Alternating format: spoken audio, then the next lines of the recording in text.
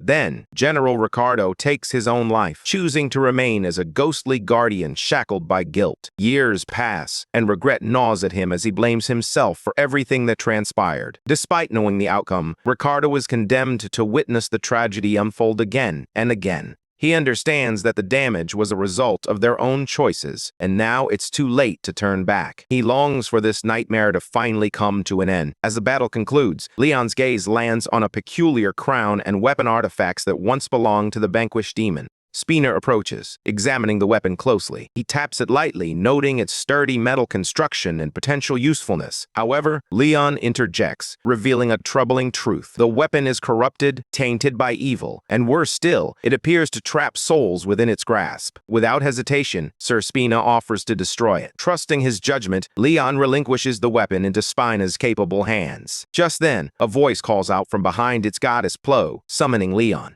Leon turns to the goddess, presenting the crown he took from the fallen enemy. It might be too tainted, something unfit for your eyes, he warns. However, Goddess Plo gently nods, expressing her desire to see it. As she examines the crown, a flicker of recognition crosses her face. This crown, she explains, is a symbol shared by all evils of pleasure. It is steeped in wickedness, for it lures the innocent into false dreams, especially the young. It's truly sickening. It's a weapon forged from lies and temptation. The goddess Plo scrutinizes the crown, sensing that there may still be something to extract from it, a trace of energy or a hidden truth. Leon confesses that he intended to destroy it all along, believing there's no worth in retaining such a cursed artifact. After hearing his resolve, Goddess Plo offers him a choice, reminding him that if he truly desires it, she is willing to let him take it. As they move forward, Goddess Plo expresses her gratitude to Leon, acknowledging his hard work. She praises him, stating that the Pantheon is proud of his accomplishments and the honor and glory he has earned through his battles. However, Leon brushes off the praise, humbly insisting it was simply something he had to do. Just then, another voice cuts in. Patos, a divine presence renowned for his strength, initially refuses to show any warmth. When prompted to offer a greeting, Patos scoffs and delivers a half-hearted, "Good job." Goddess Plo gently nudges him to be more sincere with his words. In the ensuing silence, Leon steps forward with a heartfelt request. He asked Patos to undertake a meaningful task, to take the souls of the fallen, guide them to peace, and lead their spirits to a place where they can finally find rest. Patos hesitates, realizing that this is more than just a request. It's a gesture of mercy. As the god of battle, he speaks with chilling certainty, declaring that these souls have been cast out from the natural cycle of life and death. They no longer belong anywhere, not even in paradise. Suddenly, another divine voice cuts through the tension, the goddess of death herself. She reminds Patos that the cycle of life and death is her domain, not his.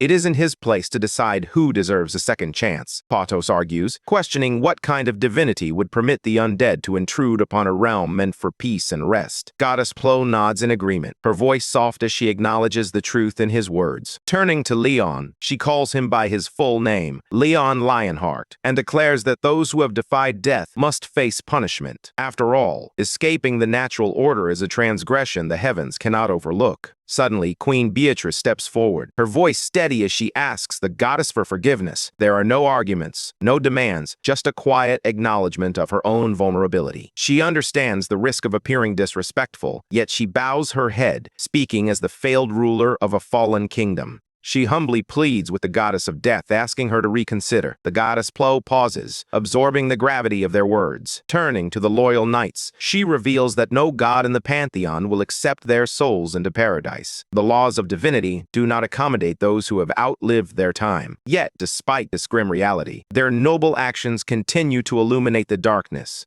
In the end, the goddess concedes that their good deeds far outweigh their missteps. Touched by the knight's unwavering loyalty and Leon's heartfelt plea, the goddess Plo recognizes that their devotion has even reached the divine. Moreover, since the king of the Lionheart personally advocated for them, she cannot turn a blind eye. To the goddess, this is the highest form of approval. With that, Goddess Plo vowed to cleanse their tainted souls and grant them a second chance at life. However, she turned to Beatrice with a condition. The fallen queen was presented with a path forward, a way to bring peace to her knights. Plo asked Beatrice to become her priestess and stand by Leon, aiding him in spreading faith, for it was the only way to restore the afterlife she governed. Once it becomes active again, she assures that the souls of Beatrice's knights will have a chance at reincarnation. Without hesitation, Beatrice agrees, eager to serve once more if it means her people can finally find peace. After this divine discussion, Leon calmly inquires about the damage report. The response is somber. Most of the injured are on the mend, thanks to the Sacred Grail. But 6 lives have already been lost. The weight of that loss hangs heavily over the field. In the face of an unrelenting tide of demons, losing only 6 might seem like a small mercy, yet each life still holds immense value. The fallen will not be forgotten. Leon stands with solemn resolve, offering a heartfelt prayer for those who sacrifice their lives. He calls upon the divine powers of the heavens and fire, asking them to guide the souls of the fallen. If those warriors bear any sins, Leon hopes they are washed away. Above all, he wishes for their courage to be honored and their strength to be remembered. In his mind's eye, he envisions them feasting beside the gods, their bravery rewarded in the afterlife. Duty calls, and so he orders a list of the fallen to be compiled, ensuring their families are informed and their memories honored. The gods themselves will remember this sacrifice. As Leon and the others prepare to depart the battlefield, a divine gate opens, revealing the path to the gods' paradise. Yet, just as they are about to cross, the system intervenes, halting their passage. One by one, the gates deny entry. The souls lack the necessary faith, honor, or readiness for paradise. Then, the impossible occurs. The king of the Lionheart utters a blessing. His words resonate with a divine weight. In that moment, the gates acknowledge the souls, swinging open wide to welcome them. The fallen, now draped in honor, finally ascend to paradise. In response to a sudden and perilous fluctuating gate and anomaly, unlike anything they've encountered, the Hunter Association mobilizes every available hunter. As days stretch into a week, anxiety mounts. Then, at last, the hunters emerge from the gate. A wave of relief washes over the crowd as the announcement echoes. The gate has been cleared, and there are survivors. Following that, the news quickly reaches the higher-ups. President Kang Hawk of the association officially acknowledges Beatrice as one of the survivors. While he expresses deep sorrow for those who did not make it, Kang Hawk also pays his respects, wishing for the fallen hunters to find peace. In the aftermath, the president reviews the footage captured by Sir Spinney. The Red Gate had held a formidable demon, and it's evident that the outcome could have been far worse. Despite the peril, it's a miracle that more lives weren't lost. In the aftermath, Leon resolves to visit the families of the fallen on his own. When questioned about going alone, he replies with quiet determination, "Those hunters were my soldiers. Visiting their families is the least I can do." Despite President Kang Hawk's warning that the experience may be difficult, Leon remains resolute. He recognizes the grief and anger that the families are likely to feel, and he hopes that sharing the truth will bring them some solace. With newfound determination, Leon turns to Kang Hawk and issues a new directive, requesting that the association president release the video footage and assemble more hunters. The reason is clear. The demon threat is far from over. Leon warns that the demons will soon begin invading this world, and preparation is essential. They will need soldiers and knights ready for battle. Kang Hawk understands the urgency. Without hesitation, he promises to create a detailed schedule and plan, assuring Leon that he will send it over as soon as it's ready. Inside the Pantheon building, Leon sits in silence, his mind racing with unease. The movements of the demons are increasingly suspicious, each one more troubling than the last. Something feels off. This isn't just a minor threat, it's urgent, and help is desperately needed. Unlike before, Leon refuses to delegate this responsibility. This time he resolves to take action himself. He can no longer sit back and watch from a distance. As Leon arrives, the guards and holy servants greet him with profound respect, hailing him as the greatest Grail guardian. Anjek, a high-ranking soul within paradise, steps forward to meet him. Leon inquires about life in paradise, and Anjek replies that it has been peaceful, all thanks to Leon's unwavering protection. Leon's gaze sweeps across the familiar faces around him. Sir Gildis, Sir Antok, and all the former warriors and companions appear healthy and radiant in this serene realm. As they move forward, Leon praises their condition. One of them chuckles, remarking that they would have arrived sooner if they had known how pleasant it would be. Leon quickly scolds him, reminding him not to joke about such matters, especially in a place where so many sacrifice their lives for peace. Leon encounters Argon, the former king of Lionheart. Despite his apologies for interrupting Argon's peace, the king reassures him that it's no trouble at all. After all, they are bound by the same spirit and duty. Curious, Leon inquires about any new souls arriving. Argon replies that it has been 180 years since the last ones came, but those who did are being well cared for. Relieved, Leon swiftly reveals his true purpose. He must meet the gods of the Pantheon, for the situation is dire and their guidance is essential. Recognizing the urgency, Argon steps forward to assist Leon, suggesting they journey to the forest where the gods reside. He even offers Leon his trusted horse, Pithilion, to accompany him on this crucial quest. As Leon readies himself for departure, he takes a moment to reflect on the future, envisioning a day when his duty is fulfilled, and he can gallop freely through these fields alongside Pithilion. For now, he must press on, shouldering his burdens until the next one is prepared. Leon arrives at the forest, nestled deep within the paradise of the dead, where the ancient sages dwell. The trees seem to whisper his name, acknowledging him not just as a visitor, but as the rightful lord of Dragania and the bearer of the holy relics. Despite the weight of his titles, Leon steps forward with humility, offering a sincere apology for treading upon their sacred ground. The sages greet him with quiet reverence, recognizing him not merely as a king, but as a protector whose deeds have garnered the gratitude of all living beings, even the gods themselves. The forest, vibrant with ancient magic, embraces him warmly. Leon searches for the youngest sage, Gunrar, a friend he has long trusted. When Gunrar finally appears, they share a moment of silence, a wordless testament to their enduring friendship. Gunrar questions Leon's presence, and Leon reveals he is in search of something crucial. This seedling, however, is not for power or glory. It holds a significance that only Leon understands, one that is likely linked to the survival of the world Gunrar has vowed to protect. With a solemn tone, Leon reminds Gunrar of an old truth. When Gunrar first arrived in the paradise of the dead, he had not planted a seedling like others before him. He had skipped this tradition, perhaps because Leon never intended to linger. Now, sensing Leon's urgency, Gunrar listens intently as Leon reveals that Earth is under siege, with demons launching their invasion. His latest mission has confirmed that the threat is not only real but also escalating. The enemy knows he is still alive, lurking in the shadows and spreading decay just as they did in the Empire. Leon fears that if nothing is done, Earth will meet the same grim fate. Gunrar, grasping the seriousness of the situation, nods in agreement and reminds Leon that he alone possesses the ability to bring something from this realm back to the living world.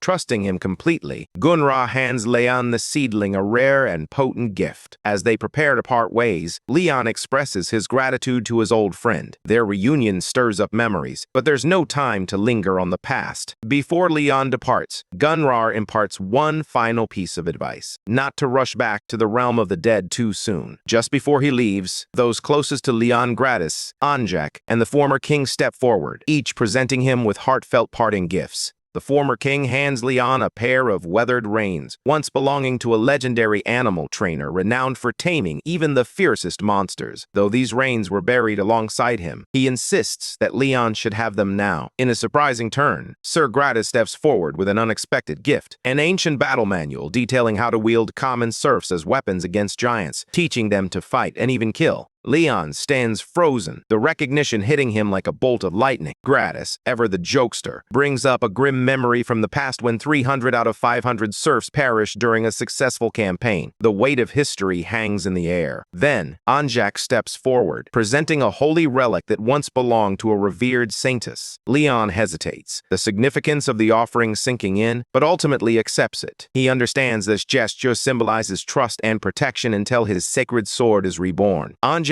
reassures him, reminding Leon that as the chosen agent of the Pantheon, his authority would never be questioned. Leon accepts the gifts with heartfelt gratitude, vowing to honor each one. They symbolize more than mere power. They embody loyalty, a shared history, and faith in the journey that lies ahead. With a deep breath, he approaches Beatrice's door and respectfully inquires if he may enter. Amused by his formality, Beatrice playfully teases him for being overly serious, then smiles and invites him inside. Once in Queen Beatrice's room, Leon apologizes for not providing a more fitting environment. He feels it's unjust for a queen from a fallen nation to be treated this way and hopes she can forgive his lack of hospitality. Beatrice offers a comforting smile, urging Leon not to worry. Yet, he can't help but notice the divine aura surrounding her, a radiant force battling against the encroaching corruption that refuses to fade completely. For now, they must maintain a fragile balance, and Beatrice quietly acknowledges this reality. In a heartfelt gesture, she proposes a farewell drink to honor the fallen knights, a small tribute, but the best she can offer at this moment. As they sit together in reflective silence, Leon turns to her and asks how she is adapting to this new world. She confesses that she needs more time to adjust, as everything feels so foreign compared to her homeland. Leon reassures her not to rush the process, urging her to remain steadfast in her determination to carve out her own path, no matter where she is. A king, he says, must adhere to their own code of virtue, and all who stray must follow the king's way. Beatrice remarks that his words echo the mindset of an invader. Leon gently corrects her, explaining that it's something entirely different. He emphasizes that harming the world out of selfish desire is the act of an individual, while true enlightenment lies in helping and teaching the people. This is the essence of a king, with the heart of a lion. As she listens, Beatrice begins to understand that such a mindset is essential for battling demons for centuries. She realizes that Leon's foes extend beyond mere demons. They are part of a far greater threat. Leon nods, revealing that he is on a divine quest bestowed upon him by the gods. He extends an invitation to Beatrice, the queen of the Sparrow Kingdom, offering her a place by his side on this perilous journey. Overwhelmed with gratitude for Leon's role in saving her kingdom, Beatrice knows she cannot refuse his offer. She agrees, but with one request. She asks Leon to teach her how to eliminate Ki, the archdemon of pleasure, a creature she clearly loathes. Leon eagerly accepts, expressing his willingness to do anything to eradicate such vile parasites. He even confesses that the thought of using the divine laws that these evil beings fear to destroy them excites him. Beatrice can't help but marvel quietly at his fierce spirit. Beatrice recounts how the Sparrow Kingdom once executed demons by boiling them alive, a method intended to instill deep terror, as demons always return, no matter how many times they are slain. Leon nods, appreciating her strategy. He understands that demons fear pain above all else when it's inflicted upon them. With a spark of excitement, he leans in and asks Beatrice if she has ever driven nails under a demon's claws, recalling how it made them scream the loudest. Beatrice, without a moment's pause, shares that she used to skin demons and roll their hides over nails, prompting Leon to chuckle and remark on her creativity. Their dark humor is abruptly interrupted when Hari bursts in, greeting them with a respectful bow. Leon casually instructs Hari to pour some tea, while Beatrice adds a request for something warm. As Hari pours tea, Leon assigns him a new task. He is to serve Queen Beatrice for a time. Beatrice hesitates, attempting to decline, but Leon firmly asserts that a royal deserves nothing less than proper treatment and respectful servants. Turning to Hari, Beatrice inquires if he truly is the one they speak of, to which he responds nervously. An undeniable energy radiates from her, and Hari, intrigued, asks to examine her more closely, pondering how Beatrice could so effortlessly detect his unique abilities.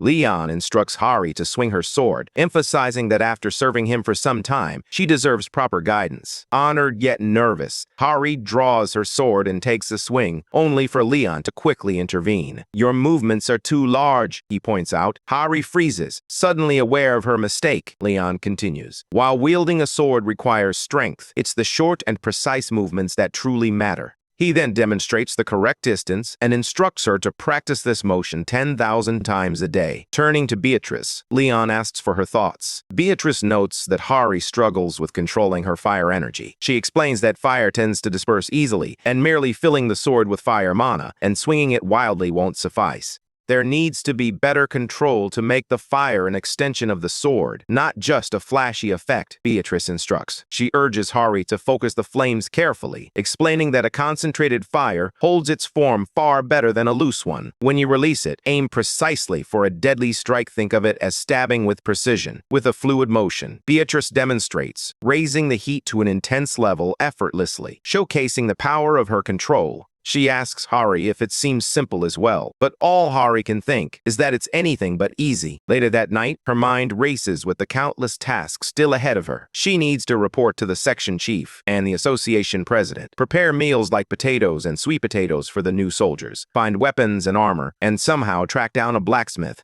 Amidst her mounting worries, Hari faces the daunting issue of taxes, something she has no clue how to manage. Panic sets in as she realizes the academy never equipped her with the skills to handle such responsibilities. Just as she begins to feel overwhelmed, Sir Yappy appears out of nowhere, startling her. With a calm demeanor, he suggests dividing the accounting tasks to enhance efficiency and offers his assistance at the precise moment Hari needs it most. Hari breathes a sigh of relief, recalling that Sir Yappy is a supercomputer perfectly equipped to handle the complexities of their situation. True to form, Sir Yappy launches into an explanation, effortlessly discussing big data, applying hunter administration laws to manage meal costs, and confirming that the registration for equipment and armor production is all set. He also informs Hari about the surge in crop prices at the Naju Plains and suggests applying for special agricultural support benefits. Furthermore, Sir Yappy recommends utilizing the Payanon farm for added advantages and highlights opportunities for additional tax benefits. He emphasizes that welfare and other support are available for the families of the trainees as well.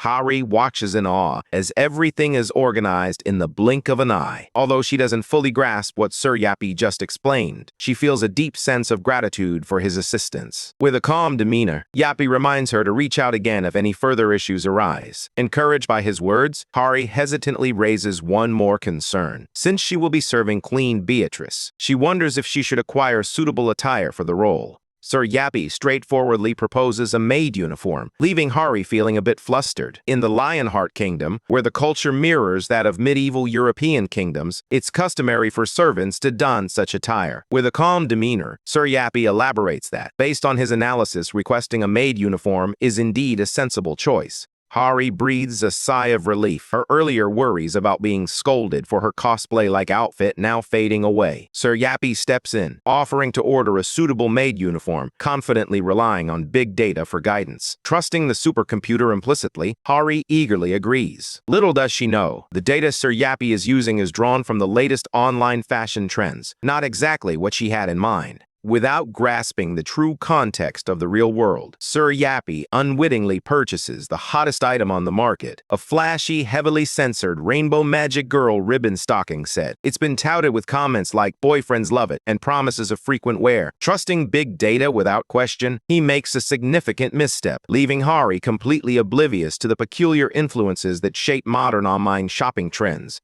At Hunter Academy, Kim Jae-hyuk, a top student, surveys the large crowd and remarks that more people have gathered than he anticipated. Nearby, Han Soo-ho, another standout from Class A, nods in agreement and reflects on the events of a few days prior. It all began when Leon made a visit to the academy. Rather than seeking out ordinary soldiers, he declared his intent to find the next generation of knights. Leon proposed to teach them not just swordsmanship, spearmanship, and horsemanship, but also theology. The mention of theology left the students puzzled, and they began to whisper among themselves. Those specializing in archery seemed particularly anxious. One student hesitantly voiced their concern about their focus on archery, but Leon quickly dismissed the remark, asserting that such a mindset was fitting for a soldier, not a knight. His blunt and demanding words led many students to perceive him as arrogant and unreasonable. Initially, complaints flooded in as they questioned the necessity of studying theology or divine law, wondering if they were being groomed for the priesthood. However, Leon remained calm, offering them a simple yet profound glimpse into the essence of divine law. Despite their initial resistance, the students soon found themselves captivated by his insights.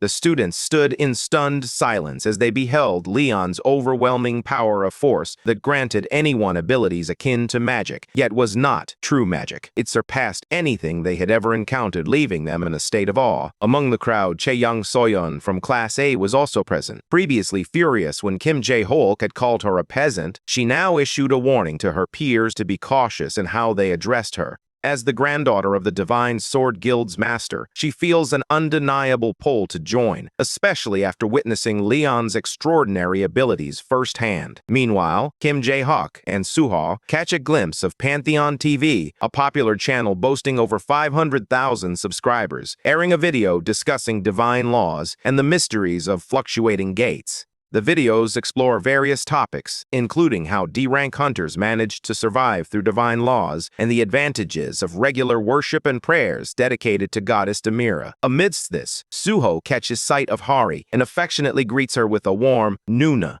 Surprised, they remark on her outdated phone, especially given her wealth. Soyeon simply explains that Hari donated most of her money to an orphanage, earning admiration from those around her. They mention that Hari is currently on assignment at the Pantheon, and everyone believes she must be doing an excellent job. Meanwhile, an embarrassing detail flashes on Hari's old phone screen, adding a touch of humor to the moment. A listing for a tantalizing maid uniform catches the eye, a 5-piece set designed for special events, proudly showcasing a near-perfect satisfaction rate. Sir Yappy stands firm in his conviction, insisting that the outfit is indeed appropriate, backed by his meticulous big data analysis. Hari, feeling a flush of embarrassment, attempts to protest, claiming the outfit is far too revealing. But Sir Yappy, unyielding, coolly counters her objections. "Numbers don't lie," he states, emphasizing the outfit's impressive 99.999% dependability rate. With a raised eyebrow, he challenges her, "Are you really questioning the integrity of big data?"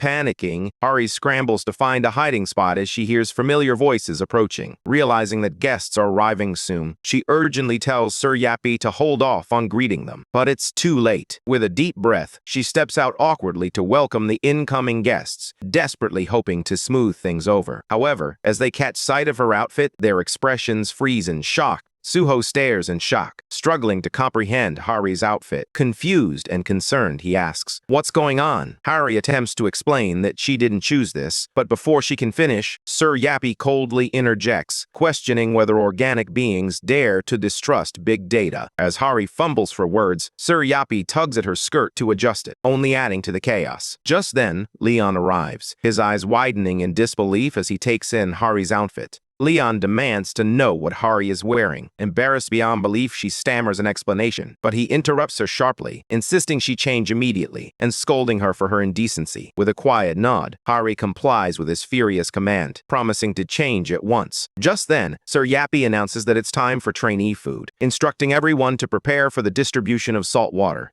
Hari can only sigh as the situation spirals further out of control. What was meant to be a heartfelt reunion with her respected juniors has devolved into chaos. Meanwhile, on Jeju Island, a foreboding red gate stands ominously. After a long and exhausting journey, the Golden Lion Guild, led by Hwang Gumchum-cheol, finally arrives. With a wry smile, Gumcheol quips about how swiftly they boarded the flight at the mere mention of money, unabashedly calling out their own greed. Hwang turns to her sister, emphasizing the dire state of their guild's finances following the devastating losses at the Cheongju Gate. "We need to recover somehow," she insists, "even if it means taking on risky missions like this one." Around her, about 40 other guild members stand ready, their determination palpable. Just then, a familiar voice cuts through the tension. "Hwang, it's Lee Young-wan," making her entrance. Hwang playfully teases Lee, bringing up the government blackmail scandal that had caused him to disappear for a time.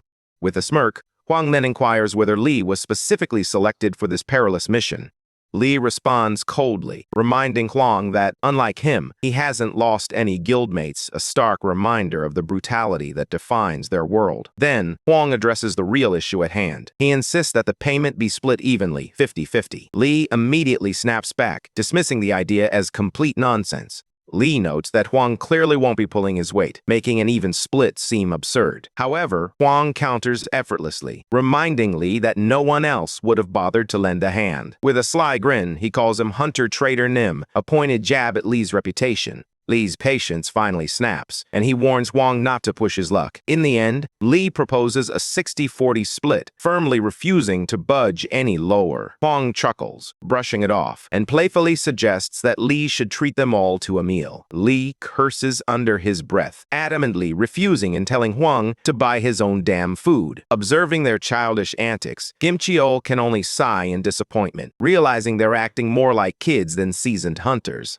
Ha! Yuri suddenly sneaks up from behind, making Gimcheol jump in surprise. He quickly scolds her, urging her to make some noise when she walks around to avoid startling him again. However, Yuri retorts, reminding Gimcheol to speak more politely. Despite the tension between them, the gathered hunters are acutely aware of the significance of this moment. With 3 S-rank hunters and 1 on the verge of reaching that level, they've assembled just in time right before a dungeon break. Confident in their strength, the group believes they can tackle a lower black S-rank gate. With determination, they move as one and step through the crimson portal into the dungeon, only to be met by an overwhelming presence that sends a chill down their spines. A knight clad in radiant holy armor steps forward, introducing himself as Geovric, an honorable Grail Knight of the Lionheart Kingdom. In that instant, a quest is set in motion. They must rescue those who are being mercilessly slaughtered. The objective is clear and straightforward: defeat the notorious magnificent Govric. Upon entering the dungeon, the group is confronted by a towering armored knight. Geovric steps forward, demanding an explanation. "Why did you harm the royal military?" he challenges, his grip tightening around his warhammer. "Your answer will determine what I do next." Jimcheol and the others exchange bewildered glances, utterly perplexed by Geovric's accusations.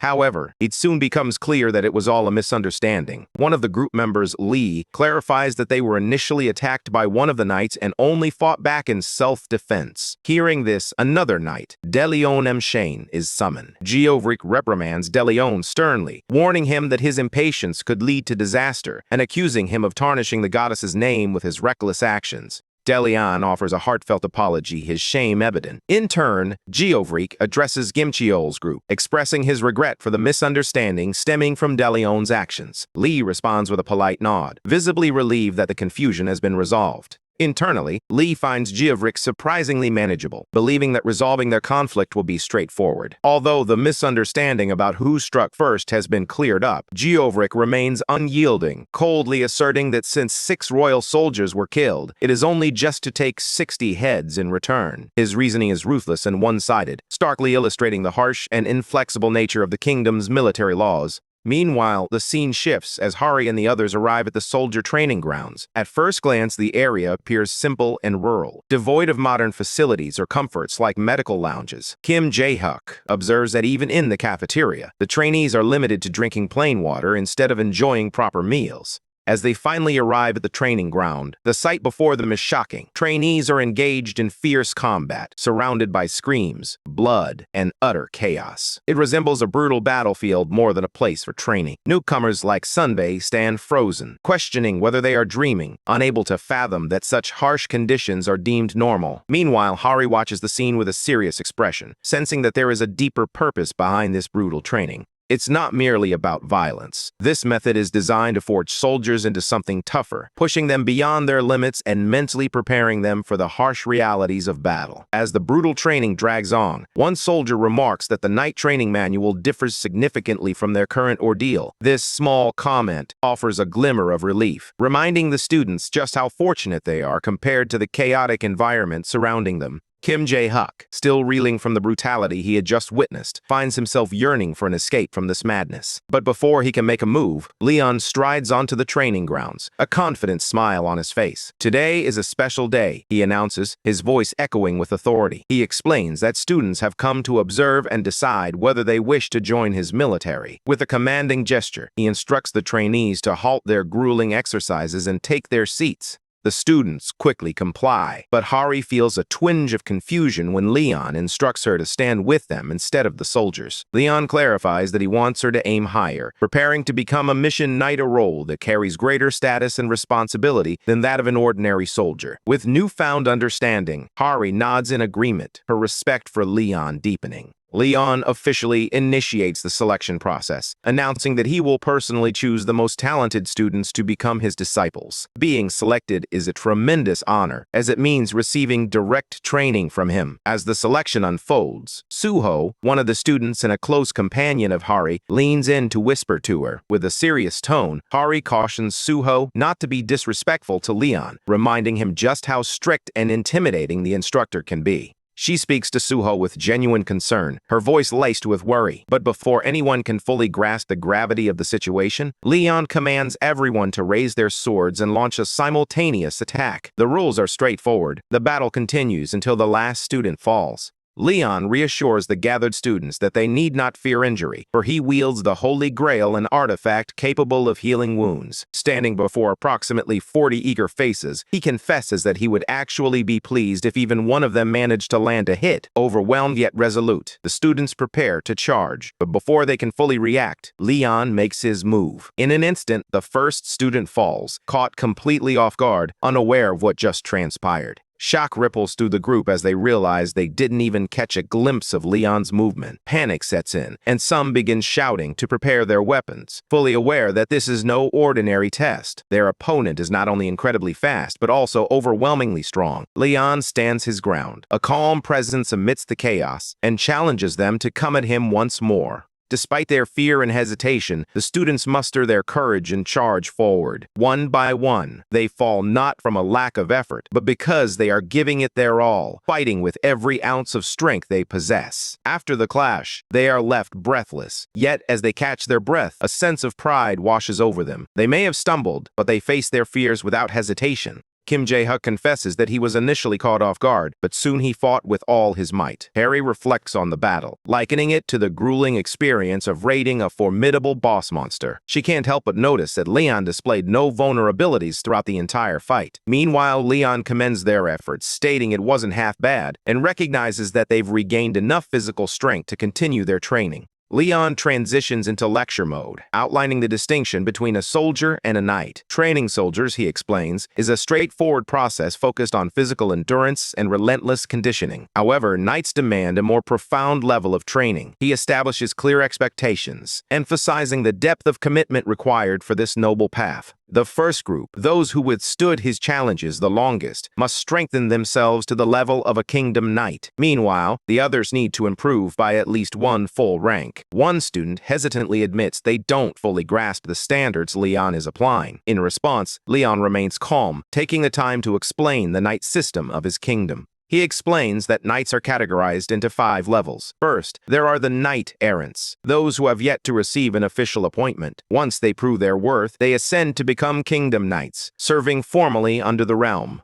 Next, those who ascend even higher become war knights, wielding the authority to command their fellow knights. Leon then explains the role of mission knights, a unique group dedicated to forsaking all to pursue divine quests. Their duty is to wander endlessly, sometimes for decades, in search of and to fulfill these sacred missions. Leon shares that he, too, once embarked on such a journey, receiving a quest from the goddess Ariana, which he successfully completed. He reveals that becoming a Grail Knight was the key to his current status. When someone inquires if a Grail Knight is the highest rank, Leon nods in agreement but elaborates further. He explains that beyond the title of a regular Grail Knight lies the prestigious rank of Grail Guardian, a special honor bestowed upon the one Grail Knight who surpasses the King of Lionheart. Claiming this title isn't merely a quest for honor, it's akin to challenging Leon's very kingship.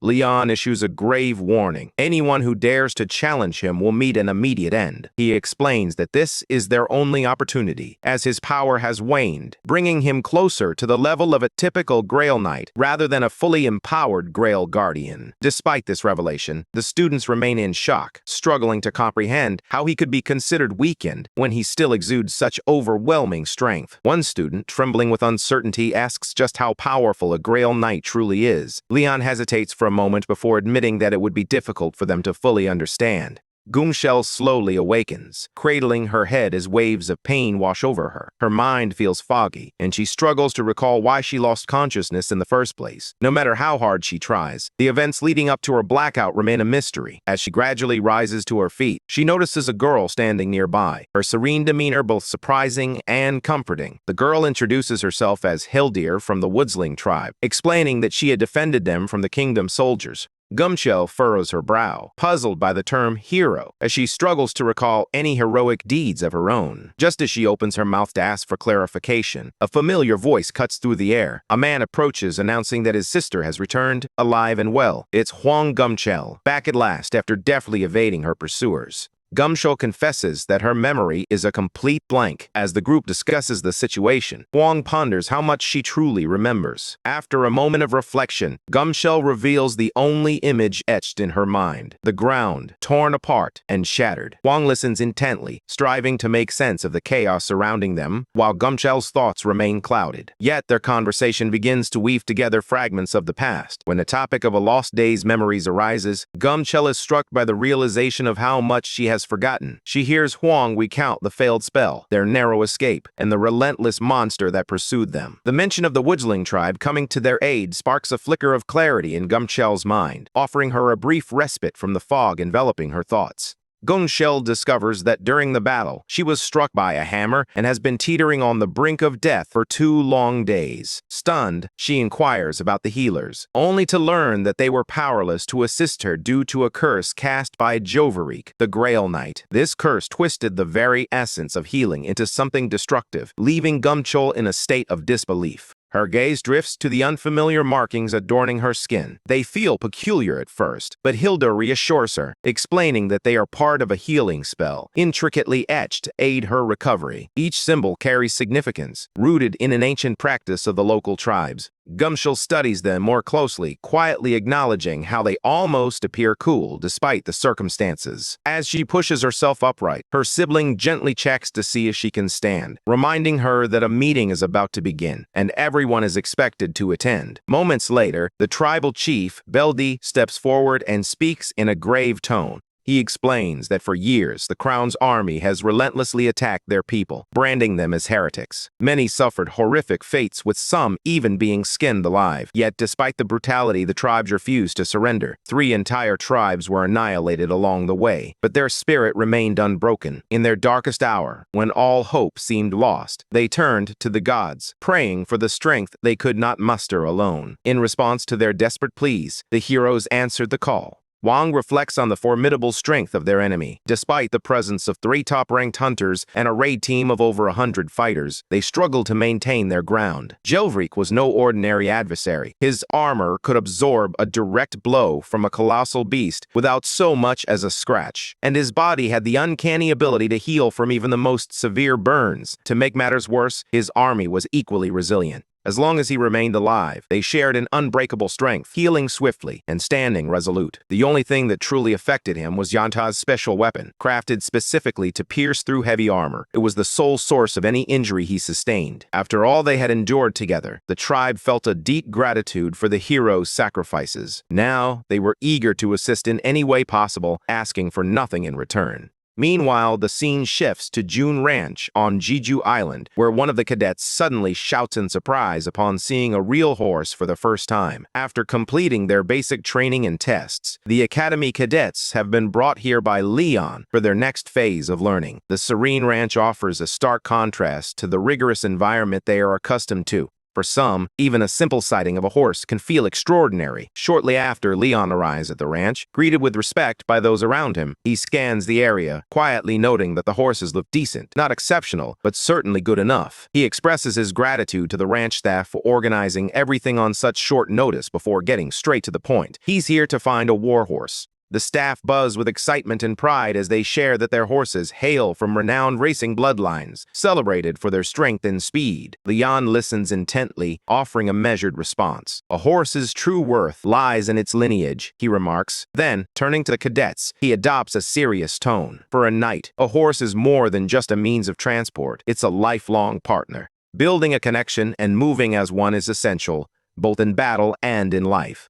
Leon encourages the cadets to wander the field and select a horse they feel a connection with, emphasizing the importance of forming a bond before riding. Excitement fills the air as the cadets cheer, brimming with enthusiasm and determination to give their best effort. As they survey the expansive field, Beatrice quietly marvels at the sheer number of horses, feeling a bit overwhelmed by the sight. Leon expresses his gratitude to the queen for meeting him on such short notice. She responds warmly, noting that it would have been impolite to decline. He then offers to assist Beatrice in any way he can, and she accepts with a gentle smile, pleased to share this moment with him. Together, they stand at the center of the ranch, taking in the majestic horses that surround them. Beatrice gives a brief nod, acknowledging that the horses look quite decent. Leon then turns to her, offering a ride. Without hesitation, Beatrice agrees and asks for his recommendation. He gestures toward a sleek black horse nearby, suggesting she give it a try. With a smile, Beatrice accepts and strides over to the horse. Leon then turns to Hari, encouraging her to choose a horse as well.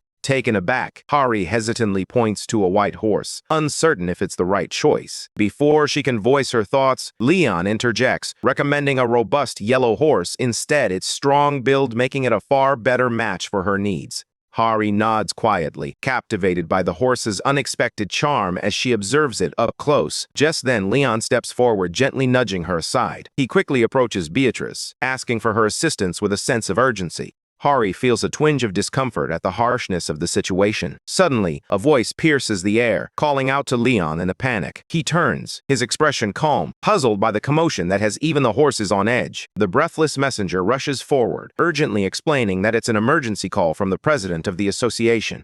Leon nods and instructs him to connect the call. A voice crackles through the line, and the man greets him respectfully, introducing himself as O Kang Yuk. Without wasting any time, Leon cuts to the chase, asking what's going on. Kang Yuk hesitates for a moment, then explains that he needs to remind Leon that it's not his responsibility to clean up the association's problems. After all, he didn't come all this way to fix their messes.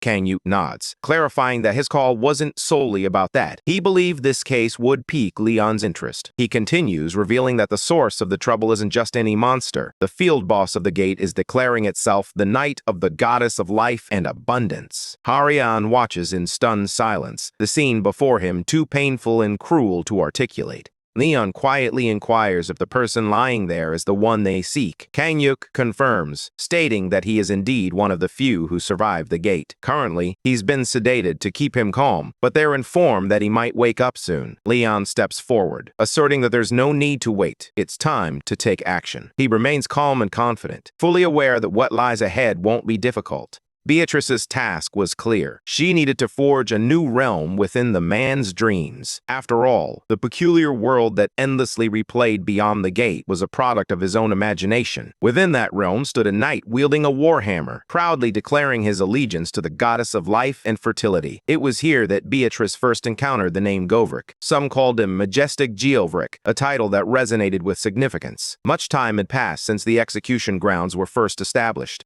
As Beatrice surveys the scene, she contemplates whether the individuals involved were hunters, though it seems unlikely. Whoever they were, they employed ruthless tactics, scorching the earth to eliminate every trace of life, leaving nothing behind, not even a seed. Noticing the meticulous details being revealed, Beatrice comments on the depth of knowledge behind it. Leon, with a hint of nostalgia, reminds her that he once did something similar during his days hunting orcs. Though the place has long been abandoned, remnants of its past still linger, hinting at the events that unfolded here. Beatrice is called upon to move forward, but as she does, she can't help but notice how swiftly Leon has advanced, leaving the rest of the troops and Sir Yappy behind. This raises her suspicions something must be amiss.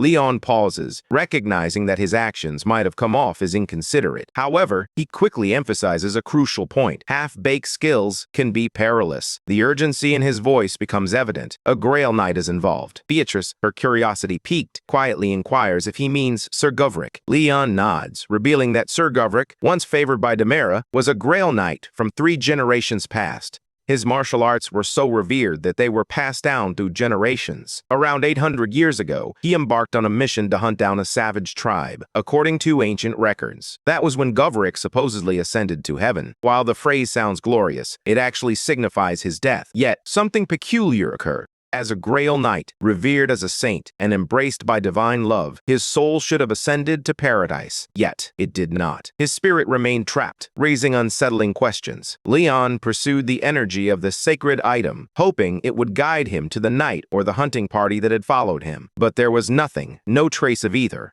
This leaves us with 3 possible explanations. First, Sir Govric may still be alive. Second, his soul could be lost, unable to find its way to the afterlife. And third, and far more unsettling, he might have switched allegiances. This situation is dire, as a Grail Knight wields powers that transcend the mortal realm. If a battle erupts, it will be far beyond what ordinary people can endure. Regardless of the truth surrounding Govric, the raid on the gate presses on. As the group ventures deeper, they finally reach the heart of the chaos, only to be confronted by a horrifying sight. The bodies are arranged in a manner designed to convey a chilling message. This cruelty is not merely violent. It is calculated and deliberate. Witnessing such brutality ignites a deep anger, crossing a line that should never have been crossed. These crimes transcend the bounds of forgiveness, and those responsible must face justice. Even Leon, typically perceived as eccentric or predictable, cannot conceal his rage. Those around him interpret this as a clear sign. Hari comes to understand that beneath Leon's eccentric demeanor lies a steadfast leader, one who resolutely opposes injustice. The soldiers are summoned to attention, and Hari, along with the others, is instructed that from this moment forward, they must follow only Leon. They are cautioned not to trust their eyes or the whispers of their minds, for illusions can be perilous. Without hesitation, everyone rallies behind their king, united in purpose. Time is slipping away, and there's no room for delay. The enemy is drawing near. Their presence begins to unleash chaos, with wild, anguished screams echoing in the air. Whoever lies ahead is not holding back. They seek total destruction, showing no intention of leaving anyone alive. Just then, Hari shouts, breaking the tension as she spots a nearby village under siege. The sight is horrifying. The enemies are ruthlessly charging at innocent civilians, and the brutality is almost unbearable to witness. As the reality of the situation sinks in, the group is consumed by a wave of rage, but none more so than Leon. Without a moment's hesitation, he springs into action. His fury erupts as he shouts at the top of his lungs, branding the attackers as vermin. Without waiting for backup, he charges forward on his horse. His soldiers call after him, stunned. They've witnessed this intensity before, particularly during the Orc massacre. When innocent lives hang in the balance, Leon can't contain himself. Fueled by raw anger and an unwavering sense of justice, he charges headlong into danger. The others struggle to keep pace, unable to match his furious speed. Suddenly, a memory strikes Hari. She recalls the Orc battle, and everything falls into place. A deep-seated anger fuels Leon's actions. Suddenly, he bellows for the honor of Lionheart, shocking the soldiers as he charges forward with his sword raised high. The only issue? Leon is sprinting in the wrong direction. Hari stands frozen, bewildered by the scene unfolding before her. Leon's fury is palpable, his voice icy and cutting as he refers to everyone as insects. He refuses to listen or explain. Instead, he fixates on his next target and urges his stallion to charge ahead. The air grows tense as everyone around Leon freezes, sensing that something is amiss. Rather than striking down the enemies before him, Leon diverts his attention to the very soldiers he was meant to protect. Whispers ripple through the crowd, confusion etched on their faces as they struggle to comprehend his actions. But deep down, Hari senses that something is off. Leon isn't acting like himself. Clenching her fists, her heart races. If no one intervenes, more people will be hurt. Without a moment's hesitation, she resolves to confront Leon. Just then, she hears someone call her name, causing her to pause mid-step.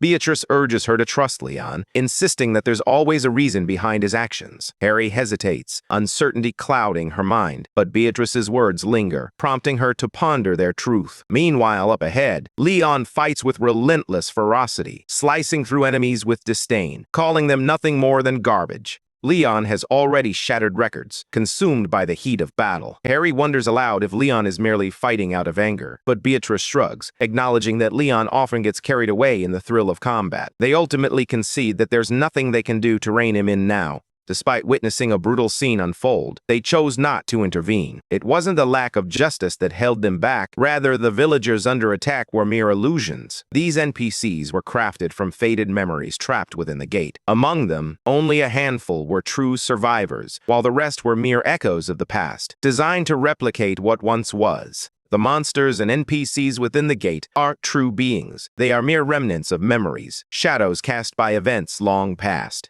In this world, whether met with death in battle or facing public execution, none of it is deemed a true sin. Leon charges forward, his voice ringing out as he vows to ensure not a single one of them survives, driven by a desire to make them all suffer. Suddenly, a knight steps forward, bowing respectfully as he greets the Grail Knight, known as the Living Saint. Leon, his focus unwavering, tells him to rise, reminding him that they are still amidst the chaos of the battlefield. The knight introduces himself as Toscata Vendelic, brother to the Lord of Vendelic and a proud member of the Labanine Dawn Knights. Vendelic, the city, lies near Lanquil. Toscata nods, revealing that he is the only one in his family whose talents as a knight have been genuinely acknowledged. He hadn't begun his pilgrimage yet, but he intended to after completing this mission. Leon replied softly, admitting he didn't remember ever hearing the name Toscata Vendelic. If Toscata had indeed become a Grail Knight, they would have crossed paths in paradise. That could only mean one thing.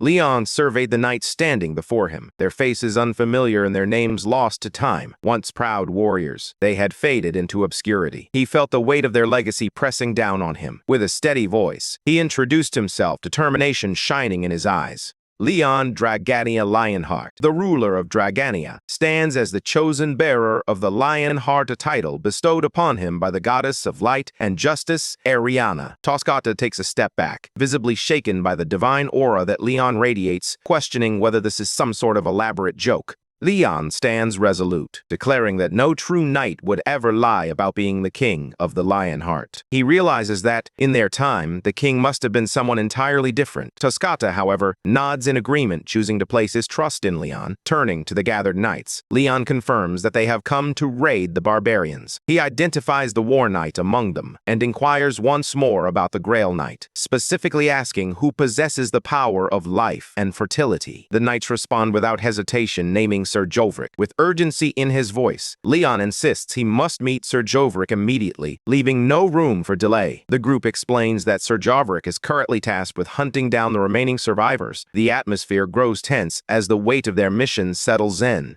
The mention of skinning and the bizarre occurrences surrounding it signals that something is profoundly amiss. Sir Jovrik isn't merely on patrol. He's charging headfirst into battle, determined to eradicate what they refer to as the barbarian tribes. In that moment, Leon realizes that disaster is looming on the horizon. As the conflict unfolds, it becomes evident that the Grail Knight will encounter an unforeseen incident during this war. Soon enough, the enemy emerges, and their leader makes a personal appearance. The gate is classified as red, yet the threat feels alarmingly close to that of a black-grade gate. Despite the looming danger, they convince themselves that it's still manageable. This means that the various local tribes, who typically wouldn't collaborate, have chosen to unite in the face of relentless attacks from the knights.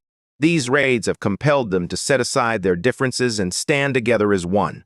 Despite their alliance, the knights still possess greater numbers and resources than all the tribes combined. As the warriors ready themselves for battle, the effects of their blessings and seals begin to manifest. Mazor's Molar enhances their ability to penetrate defenses. The White Tiger's seal hones their speed and focus, while the Iron Bear's fur provides them with raw strength and fortified skin. At last, the Black Eagle's claw has diminished enemy resistance and provided a shield against the winds. Now, fully empowered, they prepare to enter a battle that could prove to be more than just another raid. It might very well be the pivotal moment that changes everything. Gaiovrik reveals that the powerful seals he bears were bestowed upon him through the worship of the beast gods revered by the local tribes. These seals not only enhance his abilities, but also serve as a testament to his strength and divine favor. However, a familiar group of mercenaries emerges, having survived their last encounter with him only due to his mercy. This time, they return not to plead for their lives, but to challenge him. Their objective is clear. They aim to close the gate, and to achieve that, they must defeat Gaiovrik. Remaining calm, Gaiovrik offers them one final chance to surrender their weapons and leave peacefully.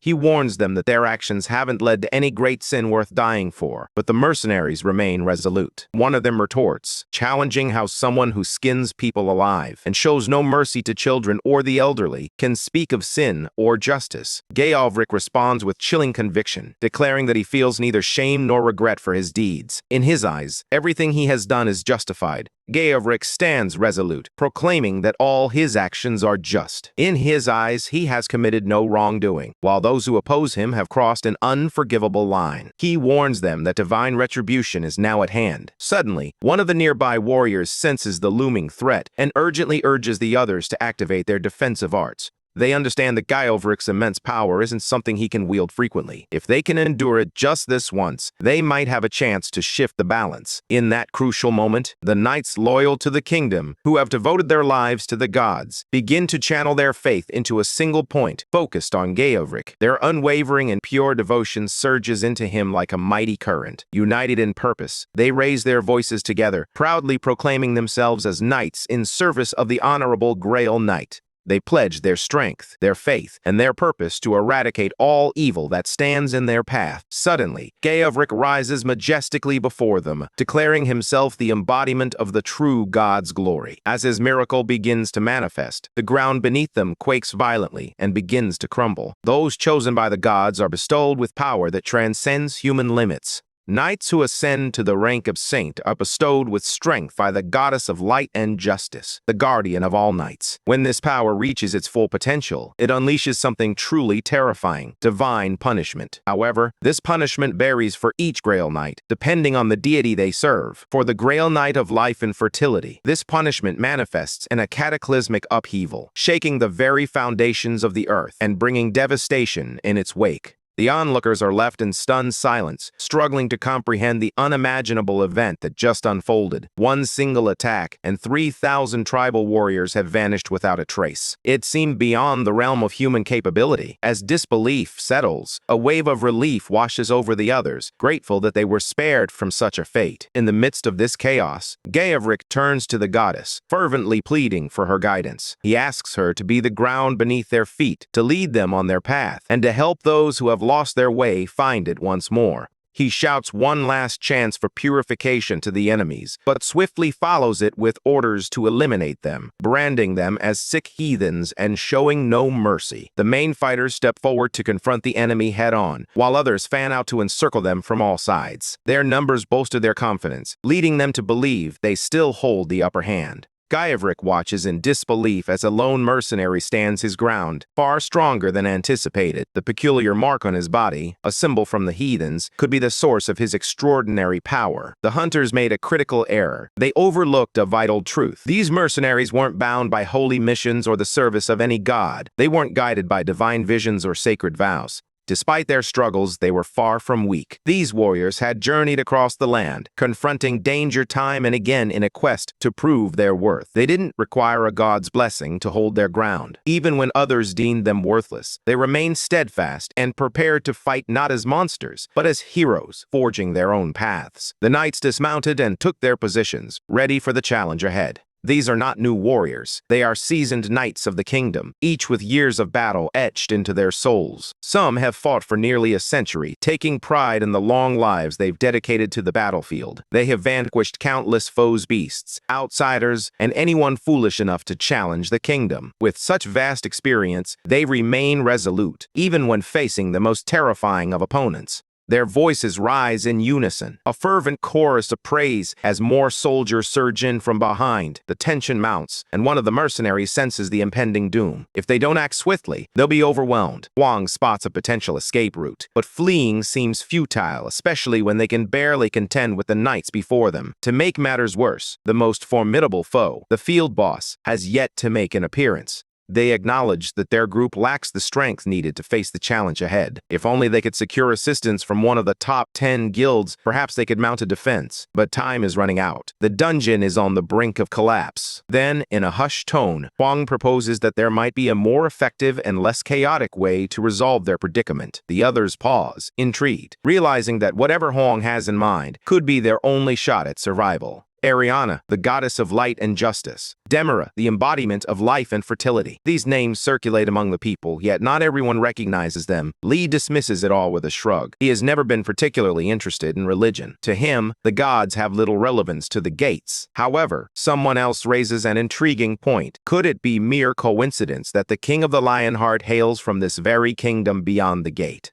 Everything falls into place as they recall the knights discussing gods and divine missions. Such talk is far from typical for a regular dungeon. If the king truly hails from the same realm as those formidable knights, remaining here would be tantamount to suicide. They need to retreat, and they need to do it now. Hildur pleads with Lee, asking if he plans to abandon them. Lee, however, firmly replies that he's not giving up. He knows he must seek support. Remaining here without backup would only invite more death. There's no point in arguing with NPCs. None of this is real, not the village, nor the memories it holds. What truly matters now is survival. Hildur shouts to the guild, urging them to retreat, declaring that the gate won't close today. The monsters are relentless, and they need to escape before it's too late. Miss Hildur freezes as the enemy taunts her, declaring that none of her kind have ever succeeded in closing this gate. To them, she's just another failure, another weakling. Yet deep down, Hildur knows that the one she follows would disapprove of what she's about to do. But in this moment, she feels a surge of defiance. She blames the others for their failures and convinces herself that this desperate act is their fault, not hers. The others around her exchange puzzled glances, unsure of her intentions. She dismisses their concerns with a wave, assuring them there's no need for alarm. Once again, she prepares to take a shortcut, an expedient choice that feels wrong yet necessary. A strange dark energy begins to seep across the battlefield, heavy and unnatural, and the truth dawns on them. The enemy is wielding dark magic, something forbidden, something profoundly twisted. Murmurs ripple through the crowd, suggesting that the great beast god is bestowing his blessings upon them, granting them newfound power. Yet fear creeps in as one soldier stands frozen, his gaze fixed on the dark energy swelling around him. He struggles to comprehend the sight before him. Something perilous, something deeply wrong has been unleashed, and he realizes there's no way to halt its advance. Hildur gazes at the warriors with icy determination, warning them not to waste their strength on resistance. Soon, the power will consume everything. It's merely a matter of time. She declares that their sole objective now is to eliminate every last knight in their way. With a fierce shout, Hildur insists they must start anew, for despite all the worlds they've traversed and the countless battles they've fought, none have succeeded in vanquishing their foes, and nothing has ever truly worked. Frustration mounts as their enemies, now bearing the heathen's curse, seem stronger than ever. Wang shouts a warning, declaring that the cursed marks on their skin are their weakness, their target. This moment of clarity sharpens their focus, but the danger is far from over. Geovric, incensed by their defiance, realizes that the battlefield is spiraling out of control, and the situation is only growing more dire. One of the knights understands the gravity of the situation. To protect his comrades, he knows he must act swiftly, even if it means sacrificing his own life. Without a moment's hesitation, he steps forward, fearless, challenging the enemy with every ounce of strength he has left. His power is not merely physical. It is fueled by a profound sense of purpose. With pride swelling in his chest, he charges into battle, proclaiming glory for the Lionheart. Suddenly, an unfamiliar figure steps forward, drawing the attention of every soldier present. They stare, uncertain of who stands before them, with a commanding presence. He introduces himself as Leon Dragania Lionheart, the king of the Lionheart. He reveals that the reins he holds once belonged to Argon Majesty Lionheart, a former king renowned for his strength and honor. But these reins are more than mere tools of control. They possess the extraordinary ability to soothe even the fiercest beasts and awaken ancient, powerful bloodlines. Handing them over without a moment's hesitation and plunging into battle is precisely the kind of choice His Majesty would make. Now, Stallion grips the reins, quietly embracing the weight of responsibility, grateful for the trust placed in him to carry on such a legacy. Just moments earlier, the atmosphere had grown tense. No matter how many enemies fell, more seemed to emerge endlessly, like a relentless swarm of rats. The knights advance relentlessly, cutting down their foes, yet the crowd remains unyielding. Hari hesitates, troubled by the harshness of the orders. Even children are being harmed, and it weighs heavily on his conscience. Sensing his turmoil, Leon steps in, reminding him that the kingdom and its knights act with purpose. He knows the grim truth behind the bloodshed. Each enemy bears marking symbols etched into their skin that signify their allegiance to the beast god. That's the reason behind it all, and why skinning holds such significance. Once they receive the marking and begin to wield its power, their souls gradually begin to decay. It's a subtle, insidious destruction that seeps in over time, corrupting them from the inside out. In that moment, Hari comes to a stark realization. There's little distinction between them and the demons they battle. Leon stands resolute, reminding her that a gentle heart and discussions of human rights won't aid them in a fight like this.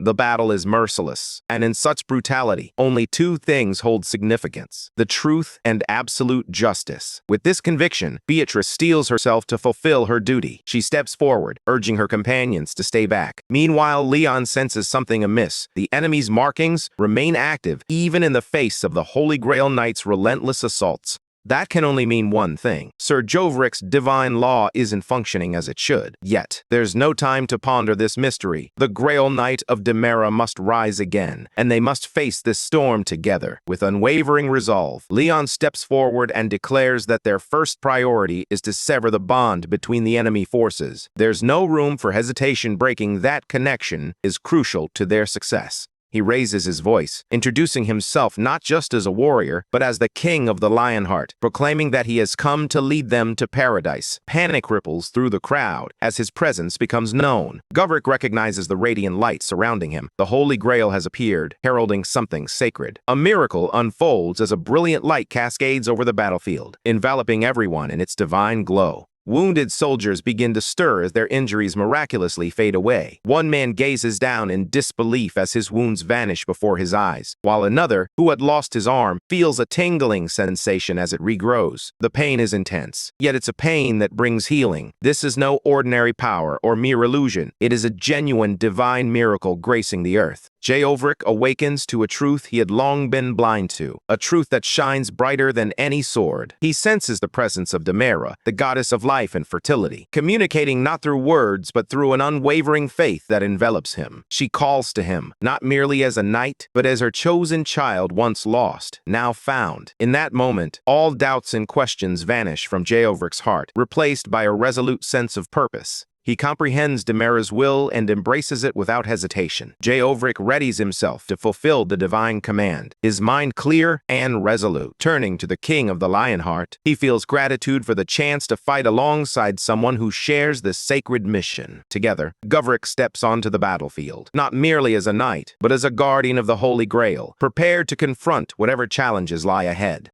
The lifeless beasts begin to stir, drawn together as if by an unseen force. It becomes evident that a host is being formed, something colossal and perilous. The knights sense the mounting pressure, and the situation grows increasingly dire. Among the foes, a grotesque knight looms, a fusion of holy warrior and something far more sinister, shackled by a tainted soul. Confronting such a formidable foe is daunting enough, but now an even darker threat emerges. A servant of the Iron Bear initiates a sinister ritual, sacrificing captured souls to awaken the wrath of the beast god. The monster answers with a thunderous roar, charging directly at Lionheart, poised to tear him to shreds. Yet Lionheart remains resolute, standing his ground against the impending chaos. He stands his ground, tapping into ancient power, and his vision materializes as Death Eye manifests, cutting through the chaos. The pain strikes him fiercely, but he remains unyielding. Leon's bravery ignites a spark in those around him, and the knights feel it resonate within them. This is their moment. They must rise and stand united.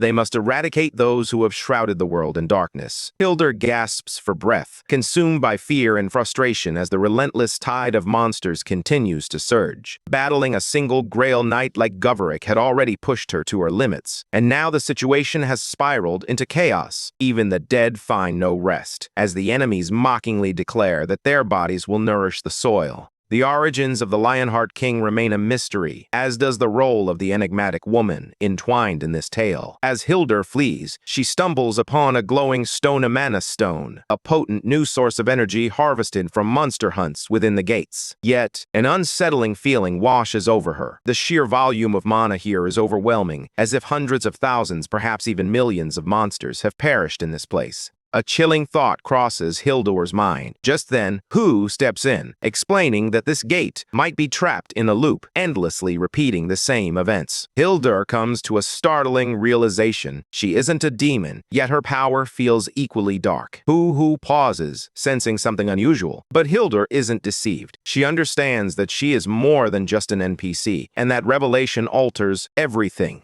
Hu senses Hildur's power, a presence she finds unsettling. Yet, she never lets an opportunity slip away. She recognizes her enemies even in this moment. With relentless determination, she is bending Hildur to her will, transforming her into a servant through sheer force. The spell Hu wields feels less like magic and more like domination, making it difficult to witness. Later, Hildur trembles, overwhelmed by confusion and pain. She berates her monsters as useless, as if this isn't her first time facing defeat. With a mocking tone, she taunts Hu, questioning whether she even remembers who her true master is. Hildur stands frozen, whispering a desperate prayer to the gods, but it's too late. Hu smiles coldly, declaring that the slave now belongs to her. Rage surges within Hildur's former slave, who calls her a cursed being, and vows to tear Hildur apart. Yet something far more ominous brews beneath the surface. The gate they find themselves trapped in is no ordinary battlefield. It is the domain of the beast god. The gravest concern is that if the other beast gods begin to manifest, even in part, it won't only be the warriors at risk. The very gate and the world surrounding them could crumble under the weight of their power, plunging them into a catastrophe far worse than anyone could have anticipated. Leon speaks with a calm certainty, recalling how the 11th king of the Lionheart often spoke of Govrik and the other knights. The mention of that name stirs something within Govrik, leaving him confused and questioning whether Leon truly met him. Leon gently nods, revealing that the 11th king now rests in the paradise of the gods. At that moment, Harry interjects, asking Govrik if he remembers any clue at all. Govrik struggles to find the right words, but all that fills his mind is the mission: raid the barbarians. It's the sole purpose driving him forward. Turning to the others, Harry urges them to confront the harsh reality they've been avoiding. She reveals the truth. Govrik and the other knights are bound to this gate. They are not free warriors. They are trapped, mere characters ensnared in this cursed realm, doomed to relive the same fate over and over. To finally seal this gate for good, they must confront Govrik and bring him down. Govrik takes pride in his flawless record, having never lost a single battle throughout the ages. Leon silently concurs. If Govrik had ever known defeat, they wouldn't be standing together now.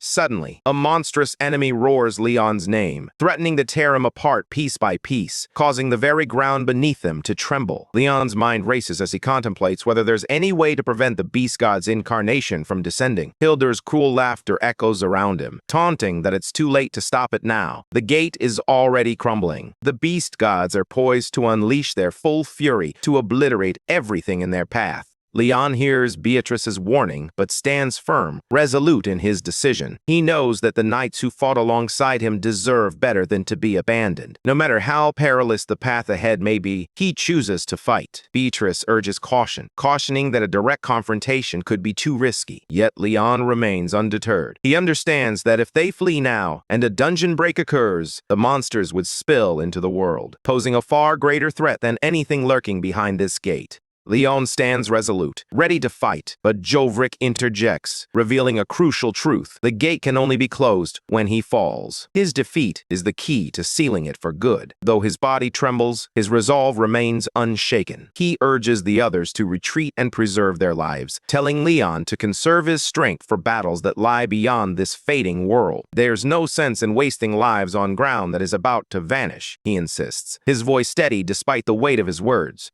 Govrik faces his fellow knights, his brothers and sisters in arms, and declares that the final battle has arrived. With the King of the Lionheart at their side, embodying the radiant glory of the gods, they must rise one last time. They will offer themselves in sacrifice, not from despair, but to ensure a brighter future for those who still draw breath. They choose to fall so that others may rise. Leon stands in silence for a moment, overwhelmed by the weight of loyalty laid before him. Govrik's sacrifice has left him with a burden heavier than any blade or shield, yet it's one he vows to carry with pride. But Govrik isn't finished just yet. He asks Leon for one final favor, just a bit more time. Closing his eyes, Govrik prays, calling out to Goddess Damara, pleading for a blessing, a final gift before he fades away. He raises his hammer, channeling the last of his strength into it. Chosen by the goddess and loyal to the Lionheart, Govrik pours every ounce of power he possesses into the weapon. He presents it to Leon, not merely as a tool of destruction, but as a symbol of trust and legacy. Until someone truly worthy emerges, Leon must bear this hammer. With a heavy heart, Leon acknowledges that no one may ever wield it as Govrik once did.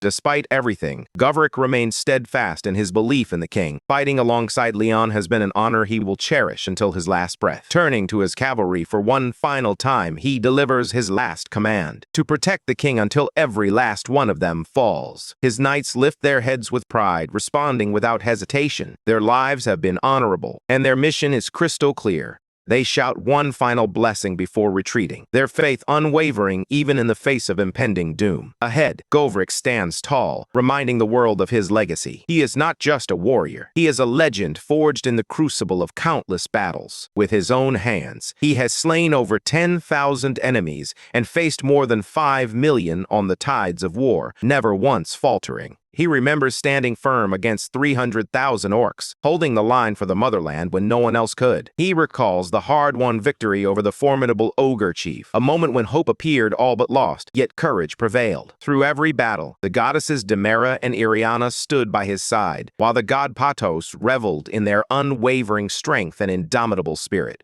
Govrick is more than just a knight. He is the Grail Knight of life and fertility. With his final cry, he summons his brothers and sisters to rise once more. Today, they march toward death not with fear, but with honor. They fight for justice, for the future, and for the name they carry. As they charge forward, their hearts blaze with glory, fueled by the radiant spirit of the lion heart that shines brightly behind them. Harry feels a weight pressing down on her, making it impossible to walk away. Even when Leon urges her to leave, she can't bring herself to turn her back on them. She wants to witness their final stand, to honor them with her presence. Leon, sensing her determination, doesn't insist she go. If she chooses to stay, then stay she will. But as the tension thickens, Harry senses something is amiss. Her voice quivers as the gravity of the situation sinks in, and she realizes what has just transpired. Govrick has ascended. In the wake of this momentous event, Leon vows that the beast they worship, the god they bow to, will meet a merciless end. The Grail Knights begin their retreat, their purpose momentarily fulfilled, as the divine laws prepare to take shape and demand results, regardless of the cost. Meanwhile, Govrick's final words resonate more powerfully than any battle cry. His sacrifice, loyalty, and strength will forever define this day.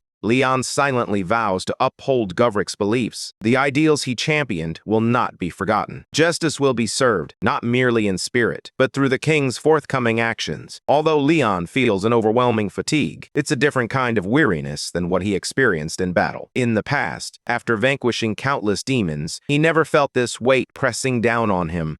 Now a deep ache stirs within him, and as time unfolds, Leon begins to grasp the reason. It's not the battles that drain him, it's the fear of losing those he holds dear once more. For that kind of loss cuts deeper than any wound. What terrifies him even more is the prospect of facing a future where he must fight alone. Yet, Leon understands that this is a journey he must undertake by himself, and this burden is one he cannot pass on to anyone else. Some burdens are meant solely for the one chosen to bear them. Just then, a voice calls out, and Harry appears before him. Leon glances at the clock, realizing how late it has grown. He wonders why Harry isn't resting like she usually does. She's always the first to unwind, lost in her favorite dramas after a long day. Yet tonight, she stands before him, sword in hand, as if waiting for something. Harry stammers, struggling to find the right words. She insists it's not a sudden revelation. Rather, everything they've faced together has awakened something deep within her. The battles, the sacrifices, the heavy burden of truth, they've transformed her. Now, Harry feels an urgent need to seize the moment, to grow stronger not just for herself, but for everyone around her. Leon encourages her to raise her sword, eager to witness the strength she possesses.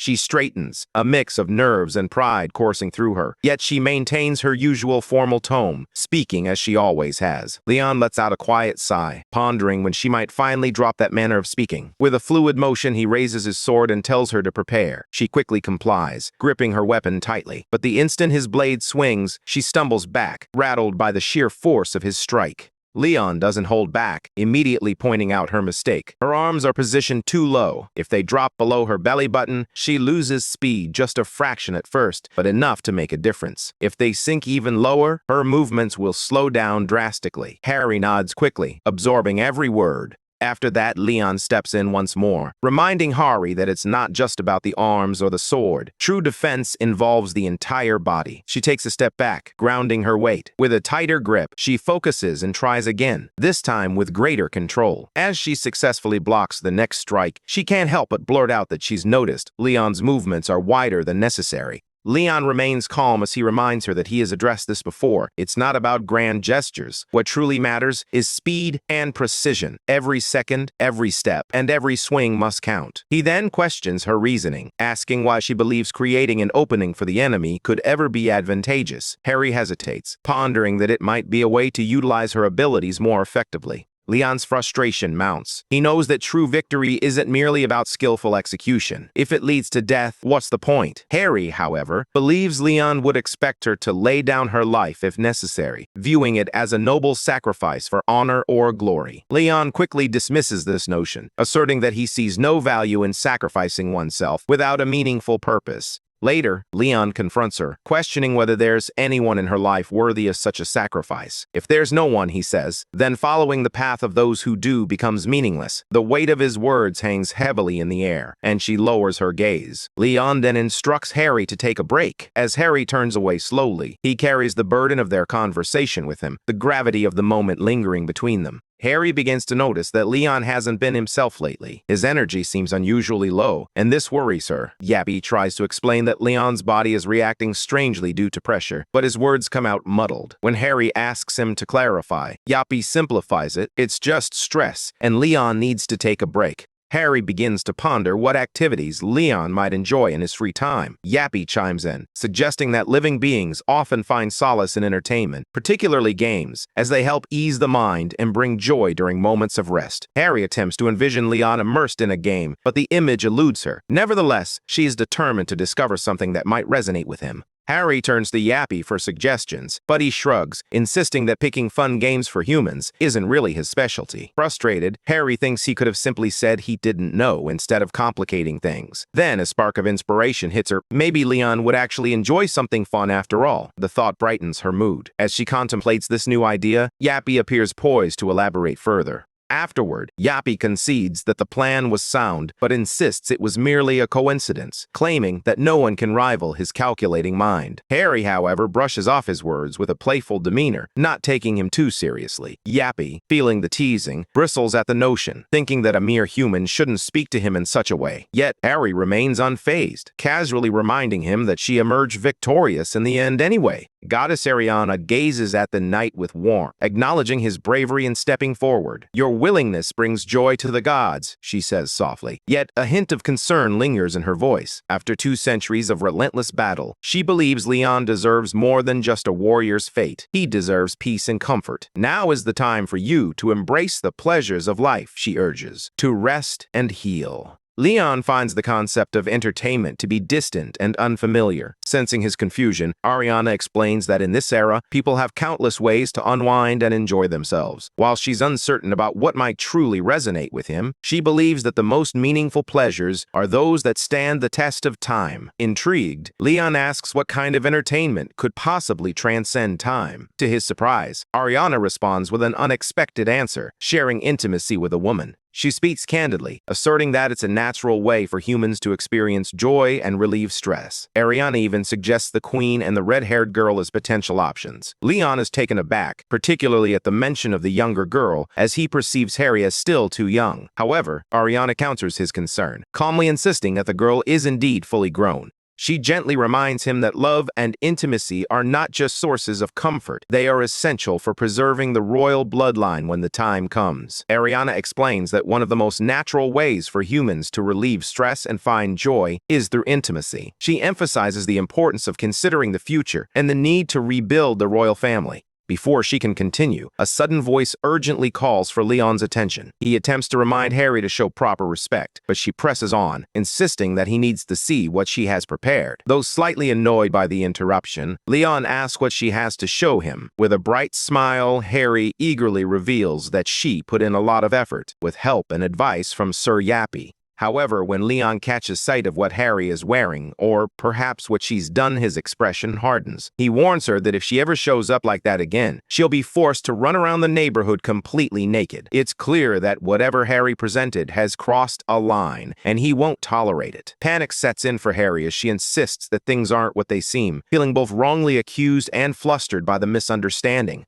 Before tensions rise, another voice interjects, clarifying that Harry had actually organized something with the backing of the association. Leon's curiosity peaks, though skepticism lingers in his expression. The assistant elaborates, revealing that the entire team rallied to support Harry in this event she orchestrated. Leon remains uncertain about what to anticipate, but when he learns that even Sir Spinney is involved, he starts to take the situation more seriously. Harry invites Leon to step through the gate she has prepared, assuring him that he's in for a treat. As soon as Leon crosses the threshold, Harry excitedly reveals that the gate is called Sue, a realm brimming with all sorts of animals and creatures. She points to a board displaying a point system. Small animals are worth 1 point, medium ones score 3, and the larger creatures rack up 10 points. Orcs, being rare creatures, are valued at the highest points. Leon listens intently, grasping the rules and likening the setup to a hunting game. When he learns that this challenge is designed to assist him, he pauses, reflecting on the thoughtfulness behind it and feeling a sense of gratitude for the gesture. It had been a long time since Leon last hunted, and doubt crept in as he wondered if he still had the skills. But as he stepped into the wild and took aim, his old instincts surged back to life. The moment he struck his first target, a sense of calm washed over him, sharpening his focus, and he began to relish the thrill of the hunt. Just then, one of the monsters, enraged by the loss of its kin, charged at him, but Leon stood his ground, unwavering and ready. With precise aim and steady movements, he brings it down. The energy around him shifts, and his hesitation fades away. Harry realizes he's fully immersed in the moment now. His earlier doubts feel trivial. In fact, Leon is genuinely enjoying the game. As he strides through the gate, he casually remarks that bringing back a souvenir is part of the tradition. As Harry observes Leon expertly handling the bow, he can't help but remark on how naturally skilled Leon is, even with a weapon he hasn't used in ages. Harry had always assumed that Leon had a disdain for long-range weapons, but it seems he was mistaken. Just because Leon is a knight doesn't mean he's unfamiliar with them. In fact, hunting has long been a staple of noble life, especially for those embarking on missions.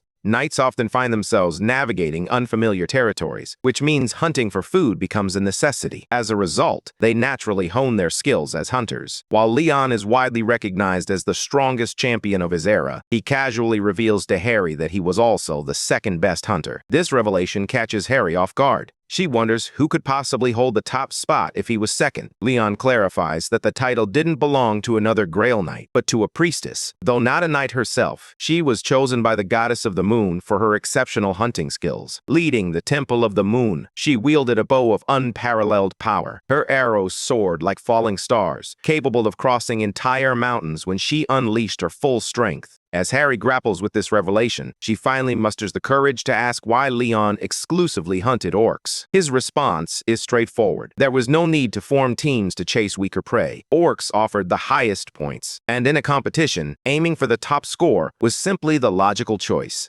Though his reasoning is straightforward, Harry realizes that Leon views orcs as nothing more than mere prey. After the hunt, Leon discovers something unusual, a peculiar object radiating a strange energy that feels distinctly cursed. Harry concurs, and they soon identify it as a rare cursed totem. Rather than keeping it for himself, Leon chooses to sell it, intending to donate the proceeds to those who assisted in hurting the animals. Though it holds immense value, Leon sees it as a well-deserved reward for those who toiled under the sun on their day off. However, as he surveys the area, he spots traces of orcs that have managed to escape. With a steely resolve, he declares that the hunt isn't over. Those creatures are still out there, defiling the forest. Even if they aren't real, orcs remain enemies in his eyes. He invites Harry to follow him, offering to teach her the proper way to use a bow and arrow. Harry agrees, though she can't help but feel taken aback by his sudden enthusiasm. Observing him now, she quietly admits to herself that Leon looks much better. When Leon catches her words, he pauses for a moment, a flicker of surprise crossing his face. He realizes it's been ages since anyone treated him with kindness without expecting something in return. Leon quietly admits he's proud of Hari. She doesn't grasp it at first, but Leon doesn't repeat himself. Instead, he sets a clear challenge. Hari must take down at least 3 orcs using the techniques he taught her, or he'll be disappointed. Panic flickers in Hari's eyes, as she reminds him that she has hardly any experience with a bow and arrow. Meanwhile, at the Pantheon Guild's training grounds, Hari breathes a sigh of relief, noticing that Leon appears to be in a much better mood. Just then, the section chief strolls in, casually mentioning that the tractor has broken down and he needs to head to the supply room. He adds that no one has been there since the Naju incident. Hari chooses to accompany them as they make their way to the supply room, the sacred space where Sir Jovric's hammer is stored. The atmosphere feels almost reverent, prompting Hari to murmur a prayer. It's an unusual blend of Buddhist and Christian traditions. She even crosses herself without realizing it. The section chief raises an eyebrow, slightly puzzled by the unexpected fusion of beliefs. The section chief confirms that the hammer has been here all along. Since no one is currently able to wield it, they've decided to keep it safely stored in the supply room. Just as Hari is about to move on, something unexpected catches her eye. A mysterious figure approaches the entrance, drawn by the allure of the nation's most powerful epic item. As he steps closer, a loud alarm blares, prompting an immediate reaction from Yappy. To everyone's astonishment, the figure is revealed to be none other than Yogg Spine. Spina confirms the shocking news. The hammer is indeed in the possession of the Pantheon Guild. Yappy greets Spina with a calm demeanor, offering an unexpectedly formal welcome to the challenger of the hammer. Spina, still uncertain about what lies ahead, expresses his gratitude and notes that the place is far more refined than he had anticipated. Just as the conversation begins to flow, Yappy interjects, reminding him that an entrance fee must be paid before entering 5,001 for hunters, as clearly posted. Spina is taken aback and frustrated by the stark difference in fees. Civilians are charged 500,000, while hunters face a staggering 10-fold increase. Yappy clarifies that civilians merely appreciate the relics, whereas hunters actively seek to challenge them. The additional fees are meant to help maintain these sacred items. Despite this reasoning, Spina can't shake the feeling that the price is unjust, especially with that extra zero. However, as they reflect further, they begin to understand that the true value of such an epic item might indeed justify the cost. Spina hesitantly inquires whether Samsung Pay is accepted. Yappy, maintaining a calm demeanor, assures her that bank transfers are perfectly fine. At that moment, Hanhari steps forward, introducing herself as the assistant manager from the Korean Hunter Association, part of management. She begins to explain that everything started about a week ago when the hammer mysteriously disappeared. It was subsequently relocated to a secure location, precisely where it was originally found. Despite the efforts of several people to lift or move it, the hammer remains stubbornly in place. Then, with a sudden shift, it moves as if infused with intent, almost trying to convey a message. No longer does it feel like an ordinary object. Its presence suggests it has developed a will of its own. This phenomenon is not uncommon with powerful holy relics that have long been connected to divine beings. Over time, that connection can grant them a form of consciousness, making them increasingly difficult to manage. When Leon first received the hammer, it was silent and obedient, serving him faithfully as a tool blessed by the goddess Demira and loyal to the king of the Lionheart. But now, its energy has shifted. It's stronger, more aware, almost as if it's searching for something or someone. Leon quickly realizes the hammer's true desire. It seeks a new owner, someone worthy of its immense power. Turning to Hari, he instructs her to inform the association that whoever can lift the hammer will earn the right to claim it as their own. While the association will likely want to evaluate its worth before granting such a privilege, the message has been conveyed. The challenge is laid down, and the hammer now awaits the next individual, brave enough to answer its call. Meanwhile, they notice something extraordinary about the object before them. This isn't just any powerful tool, it's an epic item. Among hunters, gear is classified by strength and rarity, guiding them in selecting the right weapons to combat monsters. At the lowest tier are normal items, followed by rare, unique, and legendary gear crafted with exceptional skill, substantial funding, and a dedicated workforce. Epic items stand in a league of their own, transcending even the legendary. In the past 30 years, only a handful have come into existence. These weapons are renowned across nations, immortalized in tales, and feared for their immense power. One such weapon is the Heaven Destruction Sword, once wielded by the master of Shawn Mountain and, before him, by the heavenly demon himself. These are not merely tools, they are legends brought to life. Among them is the 12-ring Kakara, a staff rumored to possess the power to reshape the world. Then there's the Frost Queen's Heart, which continues to spread the icy grip of winter across Siberia. And let's not forget the Wandering Demon Sword, lost since the Black Gate disaster in London, still wandering the world in search of its master. Each of these artifacts holds immense power, capable of turning the tide in even the most desperate battles. Before them stands another item of remarkable significance, Gedvrik's hammer. Despite its immense worth, Leon stands firm in his decision whoever can lift the hammer will claim it as their own. Mr. Lee Chan-su stares in disbelief, struggling to comprehend how such a rare treasure could be so easily bestowed. In a rush, he pulls up the item's stats, eager to verify its true value. The hammer is a divine artifact infused with the soul of Gedvrik, a Grail Knight chosen by Demira, the goddess of life and fertility. It embodies the essence of faith, channeling divine energy directly from the goddess herself. This remarkable weapon not only enhances vitality to the extent of banishing fatigue, but also quadruples defense and triples healing abilities while grounded on Earth. Allies receive tremendous enhancements, including double defense and significantly improved healing. One of its abilities, the Saint's Painting, enables the wielder wielder to invoke divine laws based on their faith and connection to holy energy. The sheer magnitude of this power overwhelms Li Chansu. It's not just rare, it's a miracle embodied in a weapon. Yet, despite this revelation, Leon remains resolute, his decision unwavering.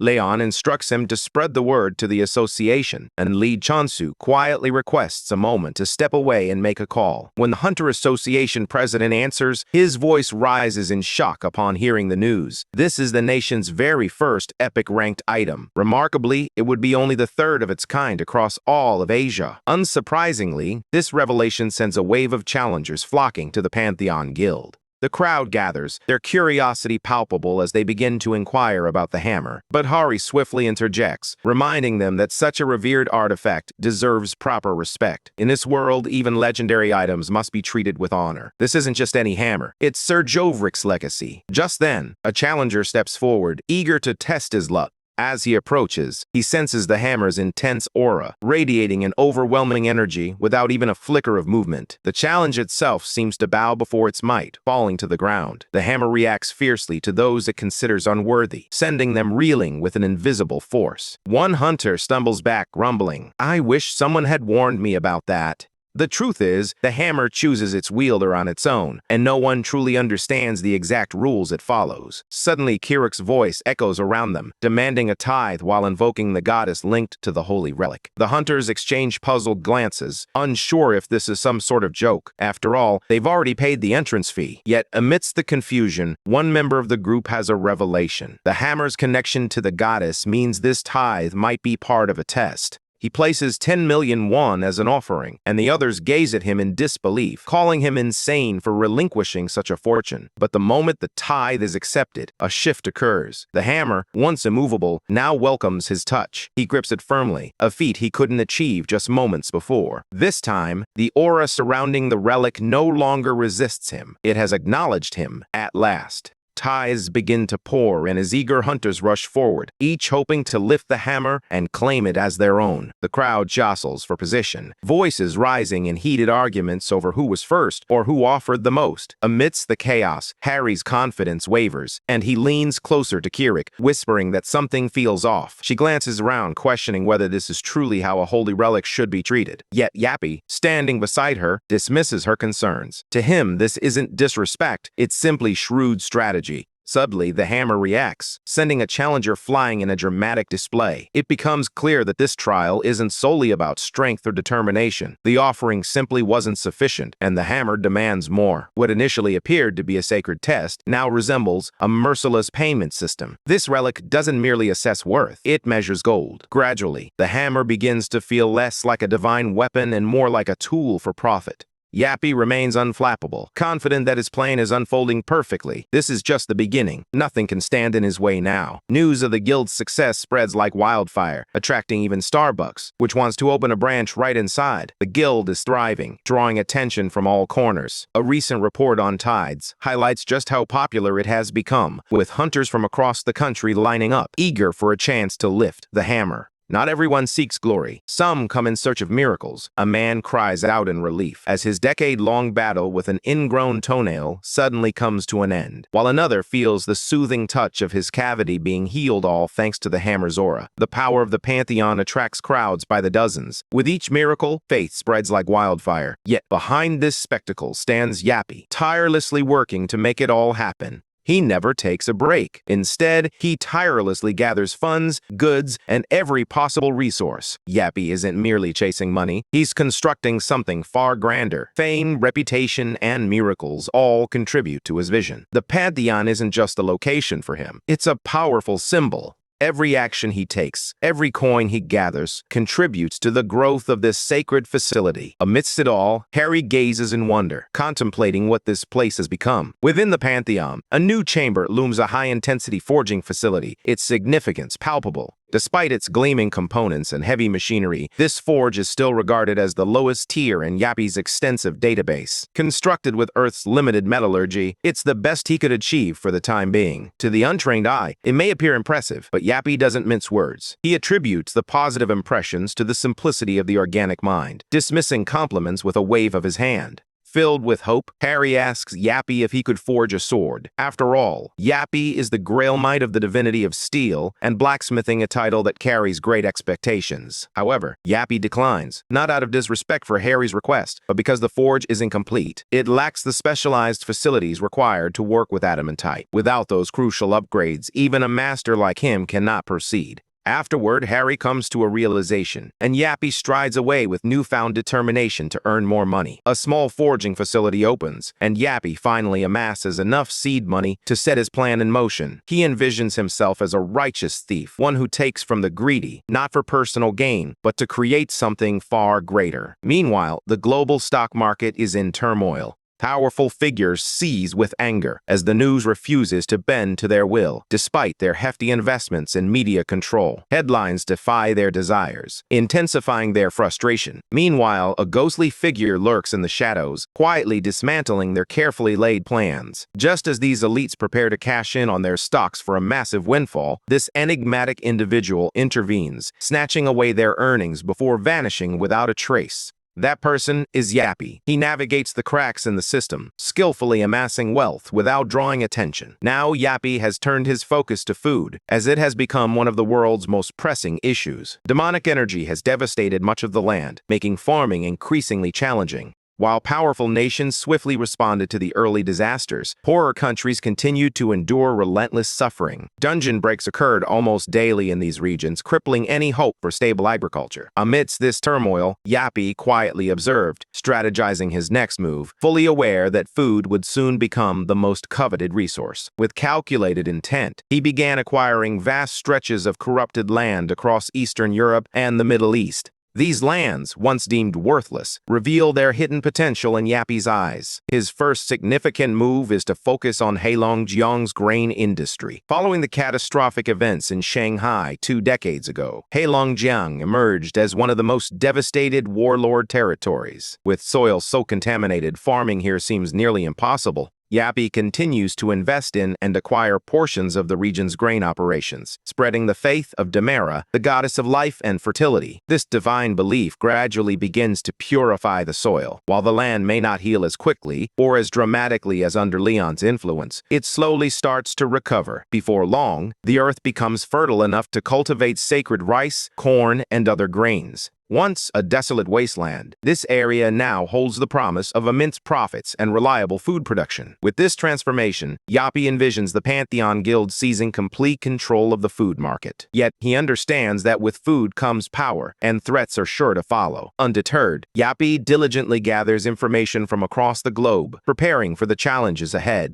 He observes the staggering waste of resources on war and power struggles, especially as gates and monstrous threats emerge everywhere. In his view, any wise leader would steer clear of pointless conflicts and prioritize survival. Yappy boldly declares that the land will rise again. Just then, breaking news flashes across the screens. A coup d'etat has erupted in Jilin, and war has begun. In the midst of the unfolding situation, Yappy remains composed as he gently pulls Hari aside, addressing her directly. He explains that he specializes in private equity, a burgeoning method for managing wealth. Without seeking her approval, he boldly declares that he will take charge of her finances. Taken aback, Hari questions whether this is some sort of investment proposal. Yappy swiftly clarifies, stating that this isn't a request, it's a professional intervention. She's taken aback by his involvement in the stock market, but he swiftly counters her surprise by highlighting her own financial struggles. Despite Hari's pride in her savings, he reminds her that she only possesses 15% of what A-rank hunters typically save, with most of her bonuses funneled directly to charity. Hari attempts to defend herself, explaining that she donates everything she doesn't need to the orphanage where she was raised.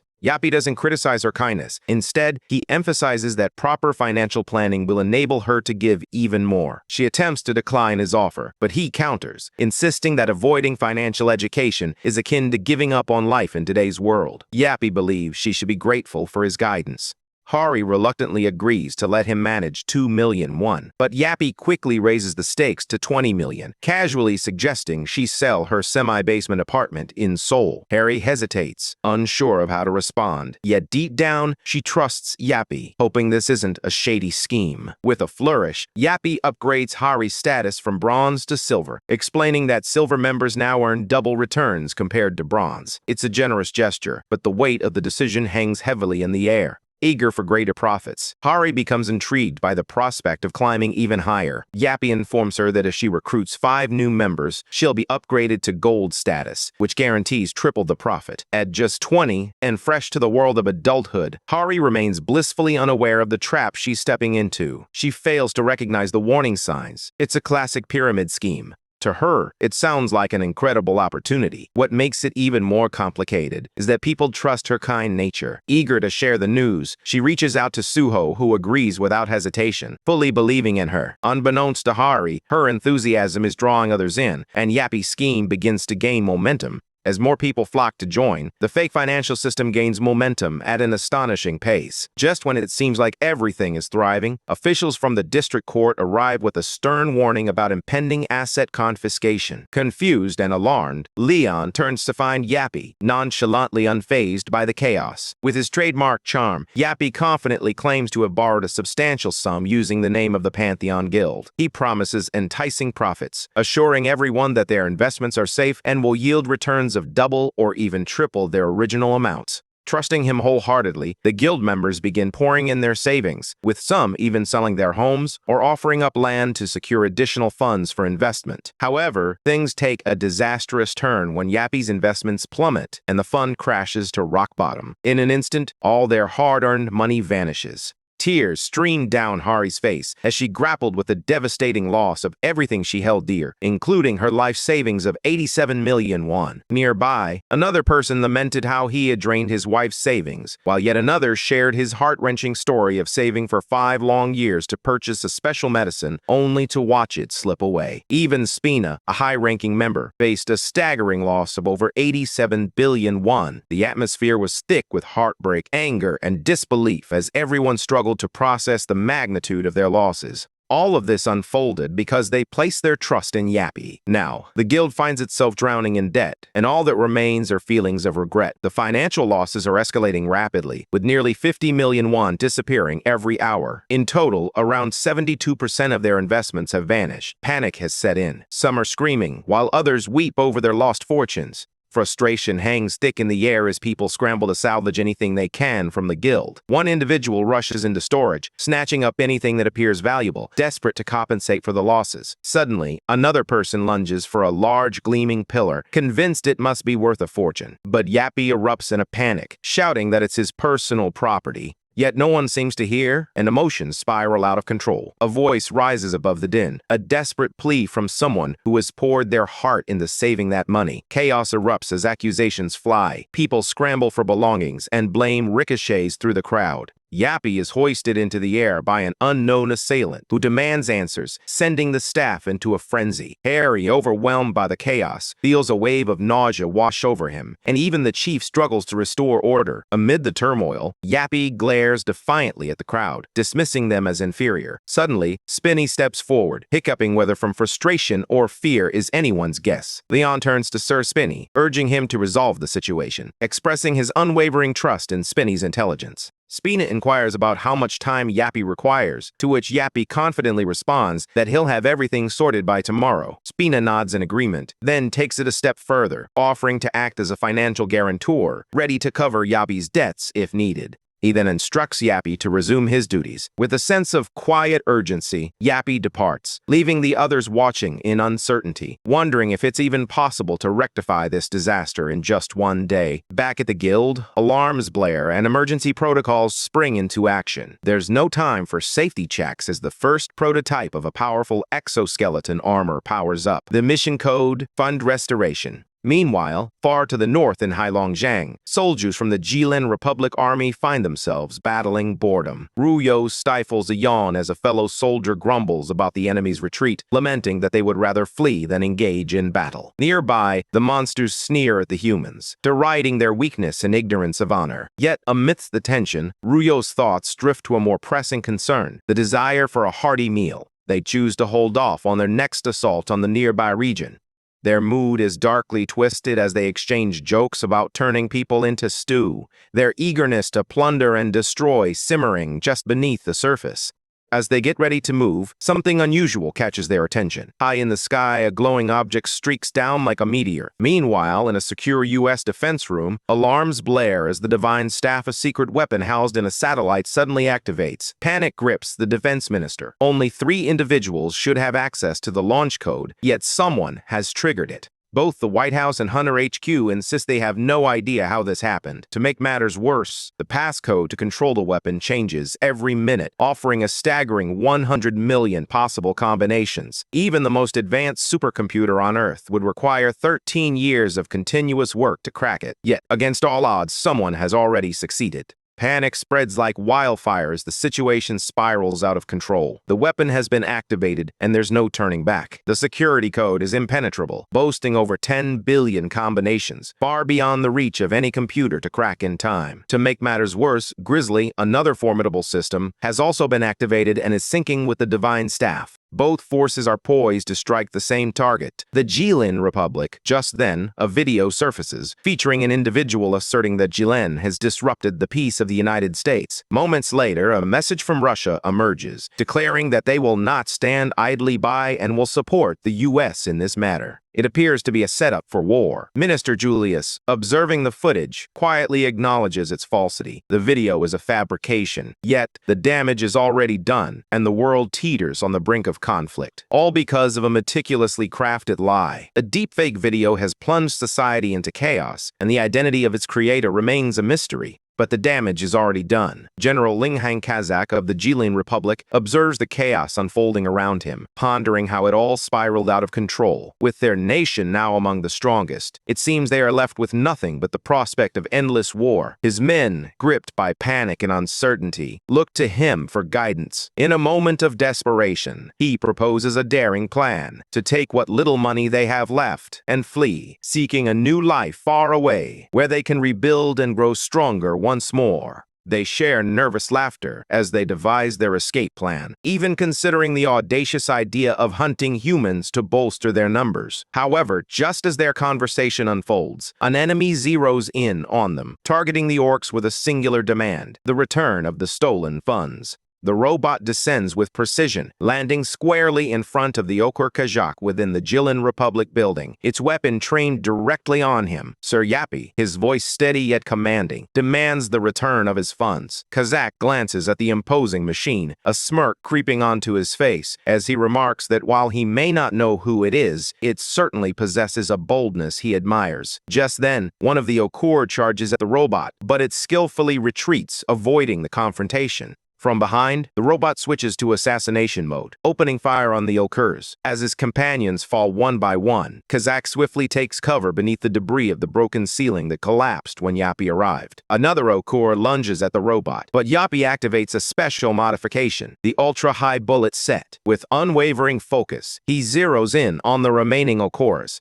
With all weapons unleashed, the robot launches a relentless bombardment on the Okurs. Once they lie defeated, it signals a ceasefire but soon reveals that one entity remains Kazak. As Kazak drags his hammer across the ground, he remarks, "Not bad at all. You've taken down everyone." He adds with a hint of bitterness, "The ones you killed were on the verge of being promoted to generals." The robot immediately reactivates its assassination mode, catching Kazak off guard. He shouts, incredulous, "Do you even know what resume assassination means?" Without missing a beat, the robot unleashes a searing laser. Kazak narrowly dodges the attack and charges at the machine, swinging his axe with all his might. The blow lands squarely, shattering the robot's hand as it registers the formidable nature of Kazak's adamantite axe. Kazakh roars, proclaiming that his axe is forged from pure adamantite as he prepares to strike once more. Not even a Drake could withstand this blow, he boasts, swinging the axe toward the robot. The machine, sensing the impending attack, quickly identifies Kazakh as a rank S threat and realizes its ammunition is running low. In a desperate move, the robot fires a sharp laser from its hand. Kazakh merely scoffs, dismissing the threat. A mere chunk of metal like you stands no chance against me, a warrior blessed by the god Hellcan.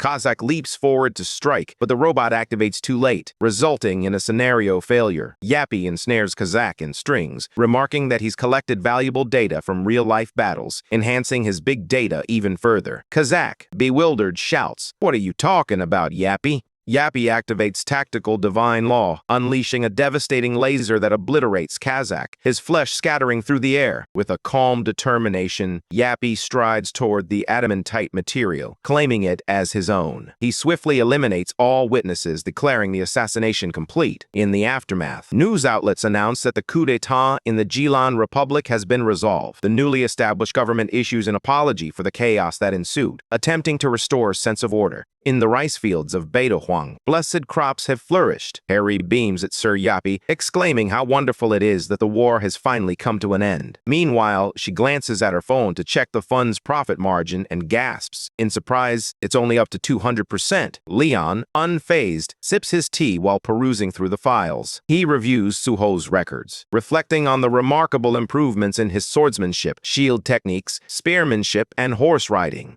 He contemplates whether it's time to connect Suho to the gods, but first, he must prove his faith. Leon knows there's no time to waste. The gods have permitted a simplified process, and he needs to act quickly. With urgency, he shifts his focus to the second sheet, examining Chaseon's files. As he reads the information outlining that a knight must uphold the rule of virtue, he can't help but wonder if Soyeon harbors any greed. He assumes her decision to sign up stems from the divine laws. Lost in thought, he recalls the past and realizes that she bears a striking resemblance to someone he once knew. Suddenly, a noise catches Leon's attention, and he notices that the hammer has shifted. He rises to his feet, curiosity piqued about who might be responsible. As he strides toward the source, Hari calls out, asking where he's headed, but Leon remains silent. When he reaches the scene, a smile spreads across his face. It's an unexpected sight. There stands Daesung, gripping the hammer tightly in his bare hands. In the vast, empty fields near Naju Plains, a crowd gathers as Leon steps forward to address them. Today, he announces, "We welcome a new student." A wave of murmurs ripples through the group, confusion evident on their faces. One student raises a hand, voicing what many are thinking, but most of the academy students have already joined guilds. Why now? Curiosity hangs in the air as they speculate about the identity of this mysterious newcomer. Leon elaborates that the new student will train alongside them, aspiring to become a knight in the future. Just then, the new student makes an entrance on horseback, struggling to maintain control. With a nervous smile, he introduces himself as Good Daesung, the first-generation student of Man-at-Arms, and adds, "It's nice to meet everyone."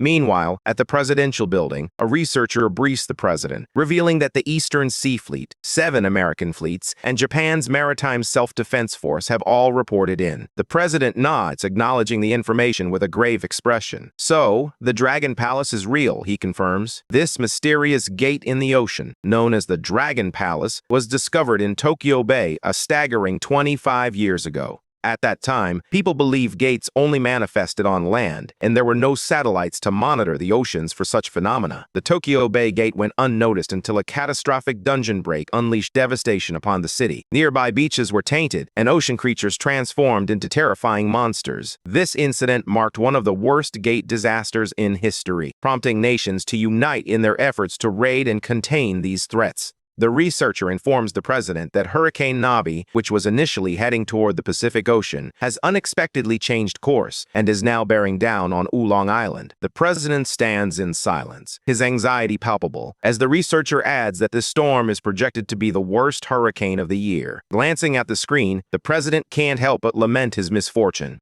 A reporter on the live broadcast announces that the hurricane is barreling toward Oolong Island at a staggering speed of 64.5 meters per second, reminiscent of Hurricane Mamie in 2003. Severe damage is anticipated. The president turns to his assistant, commanding him to reach out to His Majesty Leon of the Panthwang Guild. Half an hour later, the president confronts Yongwan, inquiring if he is the first to arrive. The president acknowledges Yongwan with a smirk, remarking on how much the Yongwan guildmaster has changed since he used to dismiss the draft entirely. Yongwan scowls, challenging the president's decision. Why is my guild the priority candidate for the draft when there are far better options out there? The president offers a weak smile, replying, "It's not easy to find a guild as remarkable as the Phoenix Guild." Yongwan turns away, stating that they are still recovering from the aftermath of the Jeju Island incident. The president, maintaining a smile, reassures him that he's confident Yongwan is fully recovered now. However, Yongwan's scowl deepens as he wonders why this old man is suddenly asserting his authority over him, suspecting it has something to do with Leon. He confronts the president directly, certain they aren't sending his guild out alone, and inquires about when his ace card will join the mission.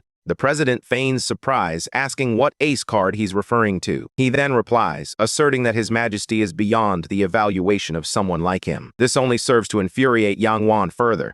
He approaches his partner, expressing that things just aren't working out between them. In response, his companion mocks him with a dismissive remark. Yongwan's mind drifts back to that fateful night when he had urged him to take the horse, insisting that the steed would heed the king's call. He had prayed fervently for his partner, asking the gods to bless him. Now, the present Yongwan curses under his breath, a sense of unease settling in his chest. At that moment, the president's assistant announces the arrival of a VIP. Yongwan observes as the president adjusts his dress shirt and sprites his mouth freshener, a sight that catches him off guard. The elevator doors slide open, revealing Leon flanked by Hari and Jinsu. The president bows respectfully, expressing his gratitude for Leon's presence. With a smirk, Leon warns the president to ensure he has a compelling reason for summoning him all this way. The president gestures for him to follow, promising to clarify the situation. Once they're settled, Leon leans back, summarizing the key points. A mysterious gate has emerged in the ocean, and an approaching hurricane complicates any plans for a raid. The president reassures him that both the US and Japan are prepared to assist with the gate, while other guilds remain on standby, ready to respond if needed. He emphasizes that this is a chance to elevate the honor of the King of the Lionheart, urging Leon to demonstrate his heroic abilities. Leon smiles, grateful that the president knows how to wield his words effectively. He replies that a king's worth is substantial, and he will need to prepare a fitting tribute.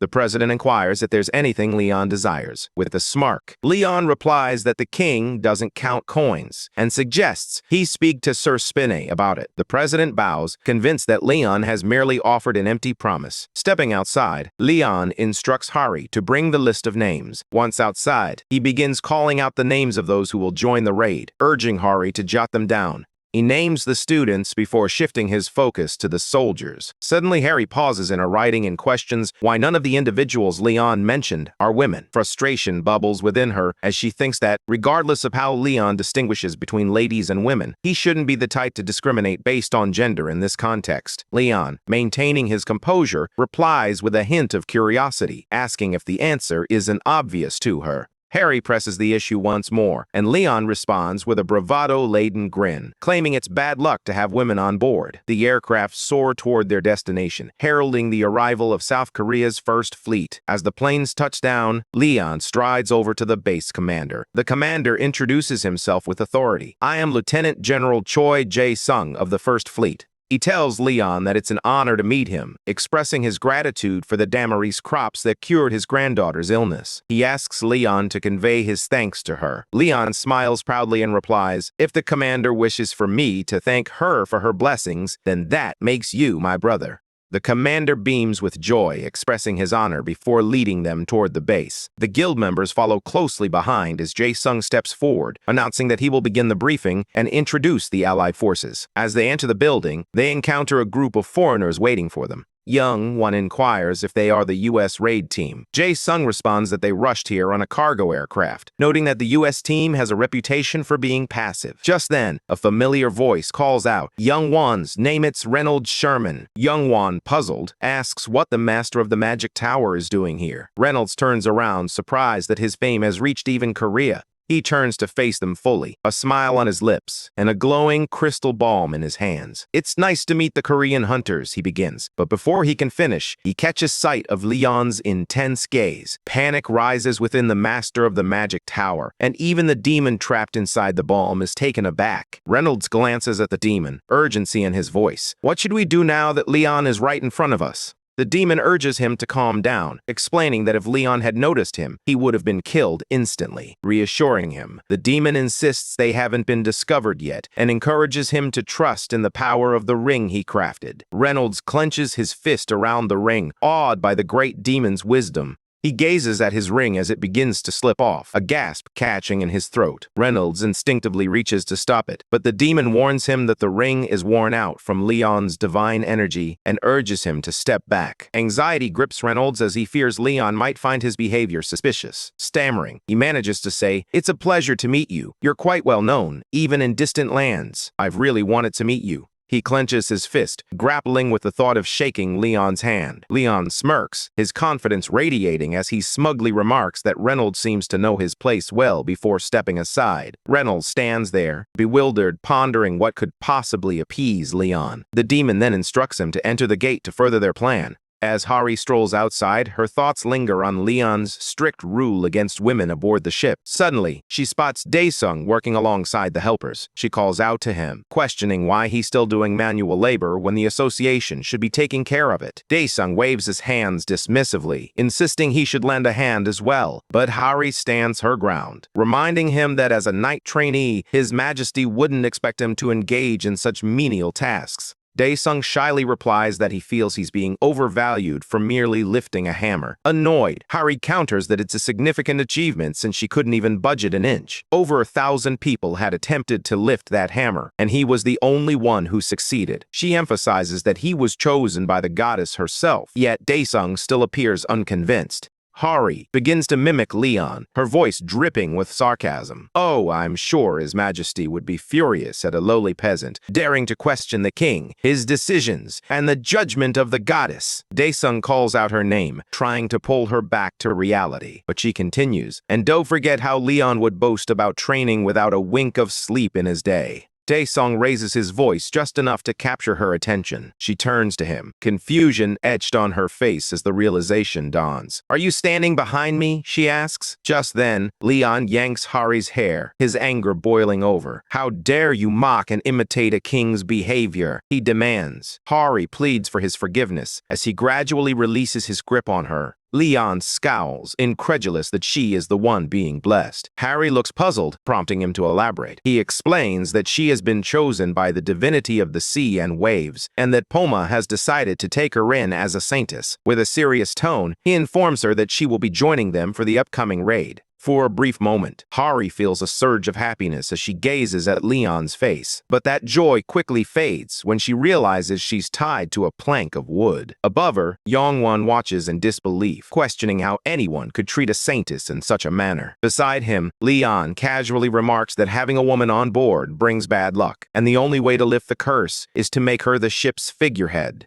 Hari screams desperately to be released, her voice echoing as Suho and the others silently secure her to a wooden pole, standing her upright at the front of the ship. As the vessel begins to sail away, her cries for help pierce the air, growing more frantic with each passing moment. Suddenly, a crack of thunder rumbles ominously, and Hari's eyes widen in realization. "Everyone listen, a hurricane is coming," she warns, her voice trembling with urgency. It's Hurricane Nabi, with winds reaching 64.5 meters per second. Even as she remains bound to the pole, her determination to alert the crew shines through. As the storm intensifies, she cries out for help, her voice barely cutting through the howling winds. Leon, unfazed, tells her to quiet down, she's scaring away the fish. Hari, bewildered, can't believe that Leon is focused on fishing while she feels her life is hanging by a thread. With a hint of disappointment, Leon glances at his empty line and remarks that the fish have all fled. No creature would dare approach a military ship like theirs. Just as he finishes speaking, a sudden tug on his fishing rod signals a big catch. Leon turns to the lieutenant general, instructing him to prepare what he had mentioned earlier. The lieutenant promptly complies. Standing before the podium, Leon places the fish down and, with a flourish, calls upon the revered master of the graceful sea to reveal himself before those who have dared to enter her domain.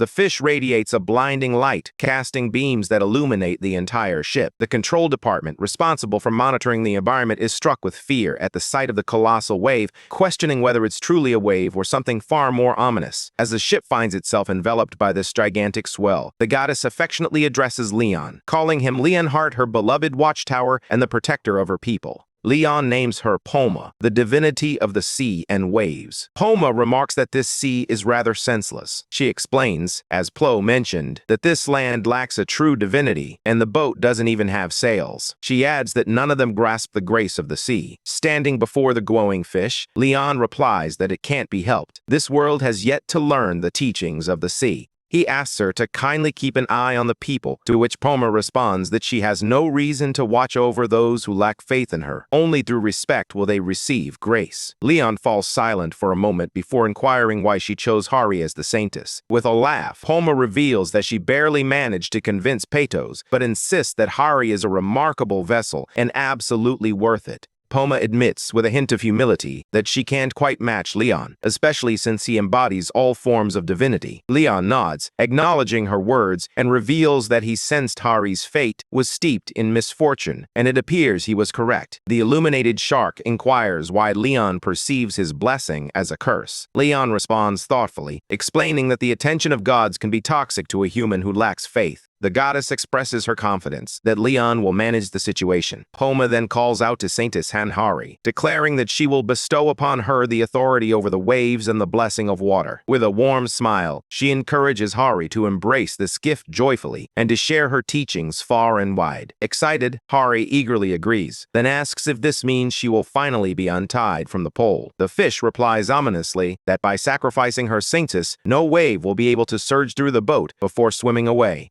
Hari feels a surge of confusion and terror, realizing this could be her final moment. The crowd announces the imminent arrival of a hurricane, warning that waves could reach heights of 10 meters. They urge everyone to seek shelter if they want to avoid being swept away. In a panic, Hari screams for help once more, but Leon chides her, saying she lacks faith. Yet, Poma remains fond of her, suggesting that perhaps that's why she chose to overlook her doubts. Hari screams in desperation, insisting she doesn't need forgiveness, she just wants to escape. With a smug grin, Leon urges her to calm down and surrender herself to the embrace of nature. He stretches out his arms, declaring that the vastness of the wilderness will welcome her, but Hari's voice rises above the chaos as she cries out, "I want to live." Leon turns to her, curiosity etched on his face. "Don't you find it strange? Despite this fierce hurricane, the waves aren't crashing toward us." Hari ponders his words, her brow furrowing in realization. The boat hasn't swayed at all, and the waves seem to vanish as they approach the ship. Leon continues, his voice steady. "Poma has been using you as the saintess to calm the waters. Since no one believes in him, he has no choice but to rely on you as his medium."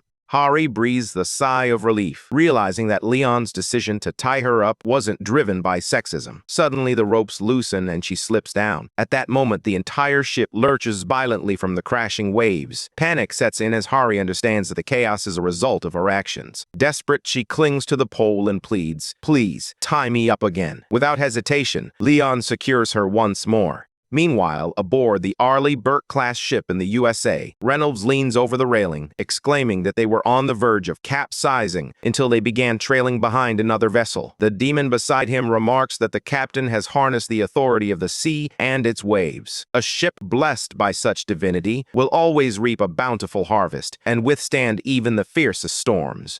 Reynolds dismisses the demon as useless. Just then, the captain delivers grim news. The Murasami-class ship that departed from Sasebo has capsized in the hurricane and is currently undergoing rescue operations. Frustrated, Reynolds laments that they've already lost a third of their forces before the battle has even begun. The demon urges him to concentrate on the gate, reminding him that it's the true priority. The sailors announce that they are now approaching the gate, preparing to send in the raid teams. Leon takes the lead as their boat nears the entrance. Suddenly, a fierce hurricane erupts, violently sweeping away the Pantheon Guild members and many others in its chaotic grasp. Hari jolts awake, coughing up water as she regains her senses. Panic surges through her as she searches for any sign of her friends. Had they all been swept away by the tornado? Desperate, she scans the area, spotting others scattered around her. "Wake up, please! Wake up!" she cries out, her voice filled with urgency. Suho stirs, groaning as he clutches his head. "Ugh, my head hurts," he mutters, struggling to sit up. Harry checks on Suho, her concern evident as she asks what happened to them. Glancing around, she wonders where are Leon and the others. Suddenly, a voice cuts through her thoughts, urging her to calm down and assuring her that everyone is safe. Startled, she scans her surroundings in disbelief. The voice prompts her to look below. With a mix of anxiety and curiosity, she glances down and is met with the sight of a turtle. The turtle speaks once more, addressing her as Saintess, and reveals that the sea has sent a messenger to aid her. Suho kneels beside her, affectionately calling the turtle Tiny. The turtle, however, rebukes him, declaring that he should show more respect to a divine being. Suddenly, a realization dawns on Hari. She quickly asks the turtle if it knows what happened, especially since Poma mentioned that everyone is safe. Speaking on behalf of Poma, the turtle explains that they were carried to a safe land by the authority of the waves, but unfortunately, it could not prevent Hari from being separated from the others.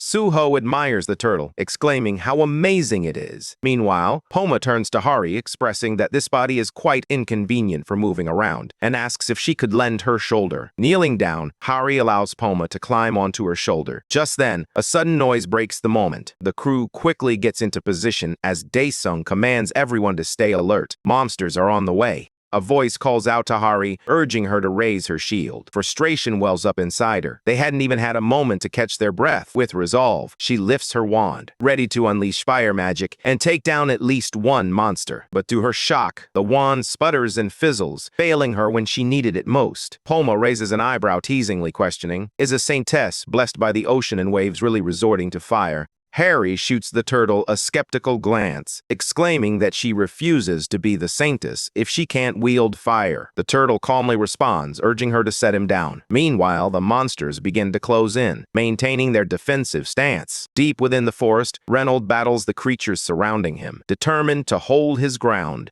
The demon acknowledges that things went awry at the start, but reassures him that it's all fine now that they've escaped that monster. With a commanding tone, the demon instructs him to leave the remaining American hunters behind to construct a shelter. They have important work ahead. Reynold begins summoning nearby monsters, urging them to rise and lead the way to the stone statue. After some time, he finds himself standing before a grand stone monument and turns to the demon asking, "Is this it?" The demon confirms that this is indeed the stone statue, but they still need to locate a few more. As Reynold begins to cast a spell, a voice interrupts him, urging him to wait. Yongwan steps out from the shadows and questions whether Reynold truly understands the significance of the stone structure before them. Reynold smirks, pleased to see that everyone is safe. "It's good to see you all in one piece," he remarks, clearly surprised by their swift arrival. Turning to Wang Wan, he adds with a knowing smile, "I take it you noticed the quest to destroy those statues as well?" Yongwan acknowledges that he did see the quest to destroy the statue of Rakshar the Great. However, memories of the Jeju Island Gate flood his mind. The Red Gate aimed to bring down Govrik, but there was a deeper purpose behind it. He realizes they still lack crucial information about these quests. With a furrowed brow, Yongwan expresses his concerns, emphasizing that they simply don't know enough about these gates.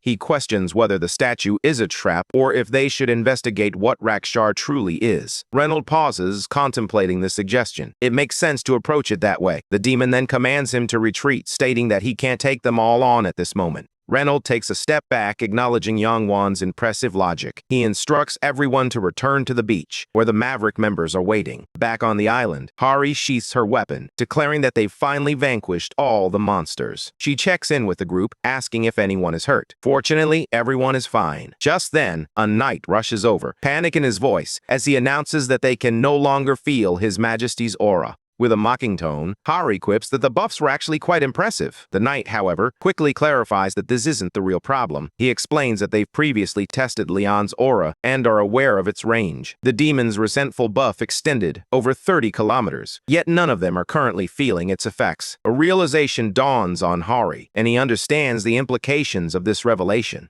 The island stretches over 30 kilometers in both length and width, yet it's highly likely that His Majesty isn't even on one of these islands. She turns to Poma for answers, but Poma shakes her head, revealing that the connection has been severed on her end as well. Hari and the others exchange worried glances, their concern deepening as they ponder Leon's whereabouts. Underwater in the dungeon, Leon finds himself face to face with a formidable monster. The creature stirs from its long slumber, grumbling that after 5 centuries of feasting on fish, it has grown weary of seafood. With a menacing charge, it declares its curiosity about the taste of a god's night. Meanwhile, Sir Yappy begins booting up the BIOS, only to be met with a frustrating setback. The device displays a failure message due to unrecognizable materials. Sir Yappy finds himself trapped in a dim cave, surrounded by an army of crab monsters. Despite his desperate attempts to escape, each effort ends in failure. With a mix of anxiety and frustration, he nervously addresses the creatures, but they simply scuttle after him, relentless in their pursuit. Meanwhile, on the foreign island, Harry gathers everyone to deliver troubling news. She has been unable to locate Kim Do-han and Jae-hike. Dicing admits he hasn't seen Section Chief Kim either. Another knight expresses surprise, wondering how the trainees could have vanished so suddenly. With a determined look, Suho reassures them, confident that they are all okay. However, he nervously glances at Hari, asking her if they will truly be all right. Hari offers an encouraging smile before turning to the American Knights. "Thank you for your help earlier," he says. "We were able to take down those monsters easily because of you." The blonde standing before them salutes Hari and greets the Korean hunters. "I'm Mistral from the Maverick Guild," he introduces himself. Hari introduces herself but suddenly pauses, a flicker of recognition crossing her face. The name Mistral strikes a chord within her. She studies his features intently before exclaiming, "Wait, you're Alan Taylor, the S-rank hunter ranked 6th in the Maverick Guild." Alan coughs slightly, a hint of embarrassment creeping into his demeanor. "There's really no need to use my call sign if you're just going to call me by my real name," he replies softly. Instantly, Hari bows deeply, her cheeks flushed with regret. "I'm so sorry. I should have used your call sign instead." Alan rubs the back of his neck, reassuring her that there's no need to apologize. Meanwhile, the other Korean hunters begin to recognize him. One of them exclaims that he's seen Alan on YouTube and speculates that even an S-rank hunter has come to lend a hand. Hari turns to Alan surprised and mentions that they had no idea he was part of the raid team. Alan turns his face away, a hint of embarrassment in his voice as he replies, "Maybe it's because we left in such a hurry." Understanding the situation, Alan observes that it seems their guildmaster has become separated from the group. He asks if their only task is to locate the missing members. Hari, however, politely declines, explaining that the god of the sea has bestowed his blessings upon them. If His Majesty had intended for them to be found, he would have done so long ago. Suho mentions that His Majesty has his Pegasus with him. Alan stares at them, puzzled, trying to grasp the conversation. Before anyone can respond, a notification chimes announcing that the first wave is commencing. Hari, looking bewildered, asks if they are really expected to defeat a wave of monsters.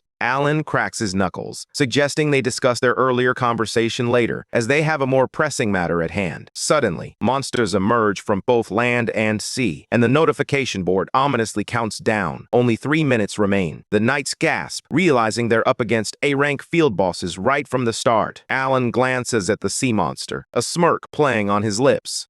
"This is going to take some time," he remarks. As he and Hari take their positions, Dae-sung commands the shield squad to form a barrier. The moment is tense. The monster lunges at Dae-sung, but the shield holds firm, leaving him momentarily stunned. He believes they are significantly weaker now that they lack His Majesty's support. The monster lunges at them once more, sending the knights sprawling to the ground. Hari calls out to Dae-sung, concerned for his well-being. Dae-sung coughs, assuring him that they're fine, but urges Hari to keep fighting. Hari grits her teeth, wishing she could unleash her fire-type skills to make this battle a breeze. As she slashes through the monsters on land, she calls out to Poma, demanding to know if she's his Sanctus. Shouldn't she be granted a powerful tsunami skill or something? Poma chuckles in response, teasing her that she watches too much anime. Hari shoots back, claiming that Poma resembles an anime character more than she does. Suddenly, a spark strikes the monster, bringing it down. Turning around, Hari finds Alan smiling at her, reminding her not to get distracted. She offers a shy thank you, only to realize that Alan has already dispatched every monster. With a calm demeanor, he explains that the monsters were no match for A-rank fighters. Suho, alongside another trainee, gazes in awe at the defeated sea monster. "Alan is truly impressive," he remarks. The other trainee nods in agreement, adding, "It's no surprise, coming from America's top hunter guild." Alan scans the horizon, spotting the remaining monsters. "We should finish off the rest. There aren't many left," he suggests confidently. With determination, they swiftly clear the third wave of foes. Meanwhile, Yappy finds himself perched atop a crab, enjoying a rather unconventional ride as it scuttles along. 36 hours have passed since Yappy was rescued by the crab monsters, who now follow his commands without hesitation. Yappy notes that the waves arrive every 12 hours, and these crustacean creatures grow and multiply at an astonishing rate. Unlike most beings that require time to absorb nutrients and develop their skeletal structures, these monsters operate under a different set of rules. Kim Jae-hyuk, having been rescued from the beach on the first day, calls out to him, revealing that the system window has been activated and none of the Rakshar statues have been destroyed. He opens his status window, puzzled as to why he didn't realize that survivors couldn't access their system windows. Yappy chimes in, emphasizing the importance of sharing system information in their current predicament. Jae-hyuk studies the quest and proposes that their objective is to destroy the statues. Yappy chimes in, clarifying that the crab monsters have been locked in a long-standing war with other creatures. He suspects that those orchestrating the waves are likely aiming to eliminate these statues. Jae-hyuk nods in agreement, acknowledging that the statues could very well be the true target. Yappy asserts that this theory makes the most sense. Jae-hyuk then turns to him, his expression grave. Many from the Kirik tribe have already perished. Do you really think we can keep holding back the waves? Yappy shakes his head, a look of resignation on his face. It's impossible. Each wave grows more challenging than the last. At this rate, we're likely to falter during the fifth wave. He pauses, a sense of urgency creeping into his voice. We need weapons. Jae-hyuk again envisions a crab wielding a knife and questions whether this is normal behavior. Suddenly, a thought strikes him, and he excitedly tells Yappy that he's discovered something intriguing. Leading Yappy to a nearby waterfall, he reveals that there's a cave hidden behind it. As they venture inside, they emerge on the other side, greeted by a landscape of towering buildings and well-paved roads. Jae-hyuk's eyes widen as he realizes that the Kirik tribe may have been far more advanced than he ever imagined. Meanwhile, Leon stands beneath the waves, coming to the startling realization that he is not merely at the ocean's bottom, but in a realm steeped in the remnants of an ancient civilization. This is a fallen world, he murmurs to himself, gazing out at the vast expanse of water. The memory of the boat capsizing floods his mind, reminding him of how Poma's authority was abruptly severed in that chaotic moment.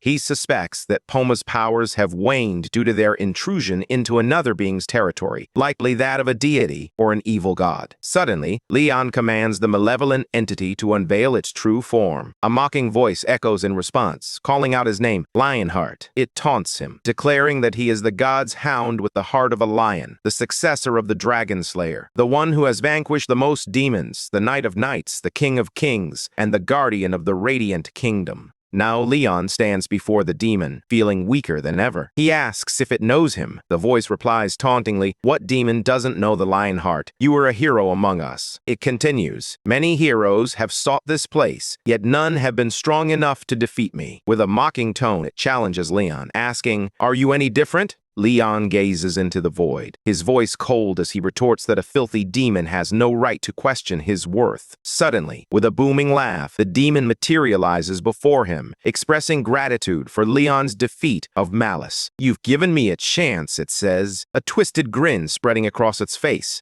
Leon ponders whether he knows any Malice. The demon, with a sinister air, declares that after 5 centuries of waiting, the time has finally come to bring everything to an end. As the 4th wave raid commences, Harry and the others, still stranded on the island, furiously strike the water in frustration. Meanwhile, Poma, perched playfully on her head, cheekily suggests that if she's going to splash around, she might as well do it naked after all. It would make for a more entertaining show for him. Harry grits her teeth, urging Poma not to say such things. She insists that she's working hard to stay awake. Poma, with a hint of meekness, responds that all she's doing is playing, and no matter how much she plays, she won't wake anything up. Harry stands up, her mind swirling with thoughts. After some time, she mentions that to gain the favor of Goddess Ariana, one must uphold justice repeatedly and act honorably. Poma responds, noting that he wouldn't expect anything less from her, though he finds her a bit too narrow-minded. Harry chimes in, explaining that for Goddess Damara, it's all about farming and showing gratitude to the earth. As for Peytos, she believes it revolves around winning battles and igniting the flames of determination.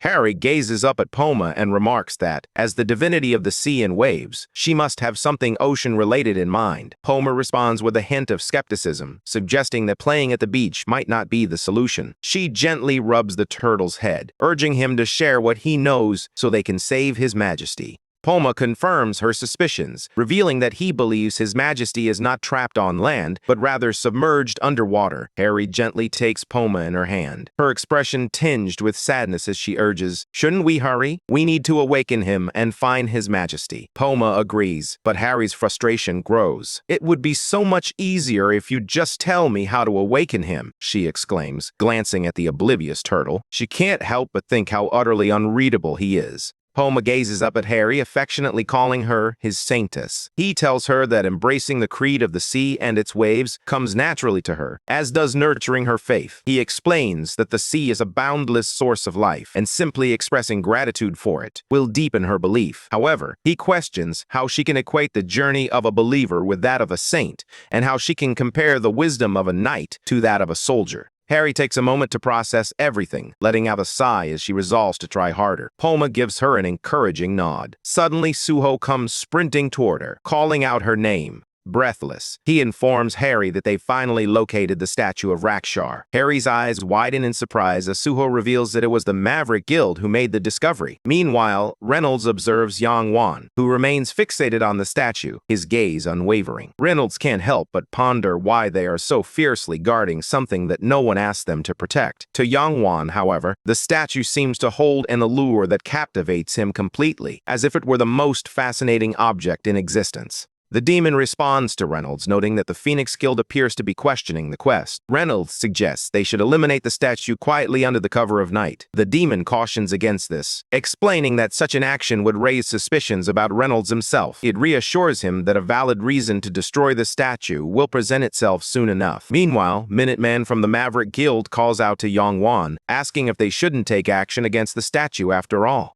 He acknowledges that caution is wise, but after 3 days, this is the only statue in sight. It must be the one they need to destroy for their quest. Yang Wan fixes his gaze on Minuteman, while Yuri leans in, whispering that they may not have any other option. Yang Wan nods in silent agreement and gestures for Minuteman to approach. He suggests they destroy the statue immediately. Minuteman channels his energy and delivers a powerful punch, shattering the stone statue into fragments. A notification chimes in, announcing that the statue of Rakshar the Great has been destroyed, leaving only 2 statues left to take down. Minuteman smiles to himself, confident he made the right choice. Finally, Yang Wan comes around, acknowledging that they indeed destroyed the right statue. Yuri leans in closer to Yang Wan's ear, suggesting it's time to start preparing. Yang Wan raises an eyebrow, surprised that it's already time for another wave. He remarks on how much longer they've been here than he anticipated. After a brief pause, Yuri quietly admits that the wave isn't coming after all. Just then, Reynolds strides over to Yang Wan with a grin, confidently stating that destroying the statue was indeed the right decision, given that the wave seems to have vanished.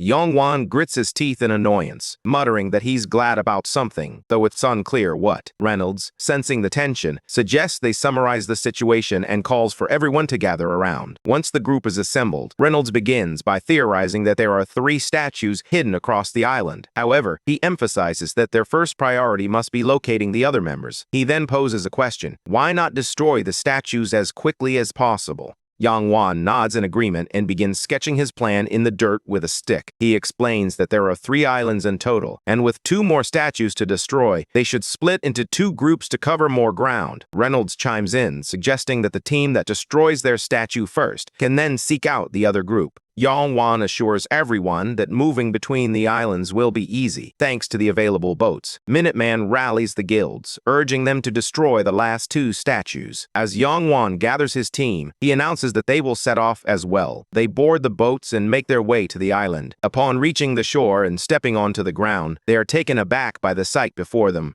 Broken pieces lay scattered across the ground, and Yang Wan can't shake the feeling that a war has taken place here. His gaze falls on a cannon half buried in the earth, a clear sign that something is amiss. He quickly orders his guild to retreat, insisting that this island has an unsettling aura. Suddenly, a sharp kyric pierces the air, heightening their tension. Yang Wan readies a fire arrow just as a robotic claw bursts from the ground, unveiling a monstrous crab-like creature. Then another emerges, followed by an entire army of them. One of his guild members nervously points out that the enemy is armed with firearms. Frustration etched on his face, Yangwan questions why this island feels so different. He attempts to maintain his composure, reasoning that the monsters from the previous island lacked weapons, so surely these must be mere illusions. Just then, a crab monster unleashes a laser blast, leaving Yangwan in stunned disbelief as he shouts, "The weapons are real!" Regaining his focus, he quickly reassumes his stance, fully aware that there's no escaping this encounter unscathed. Suddenly, a commanding voice echoes through the air, instructing everyone to kneel before the chief of the Kyric tribe. Sir Yappy and J-Hook make their entrance, perched atop a massive crab. With an air of authority, Sir Yappy demands the mortals to surrender, declaring they stand no chance of victory. Yangwan gazes at them, his heart sinking as he recognizes Yadspinay and J-Hook as children of the Pantheon, sealing the fate of the Phoenix Guild.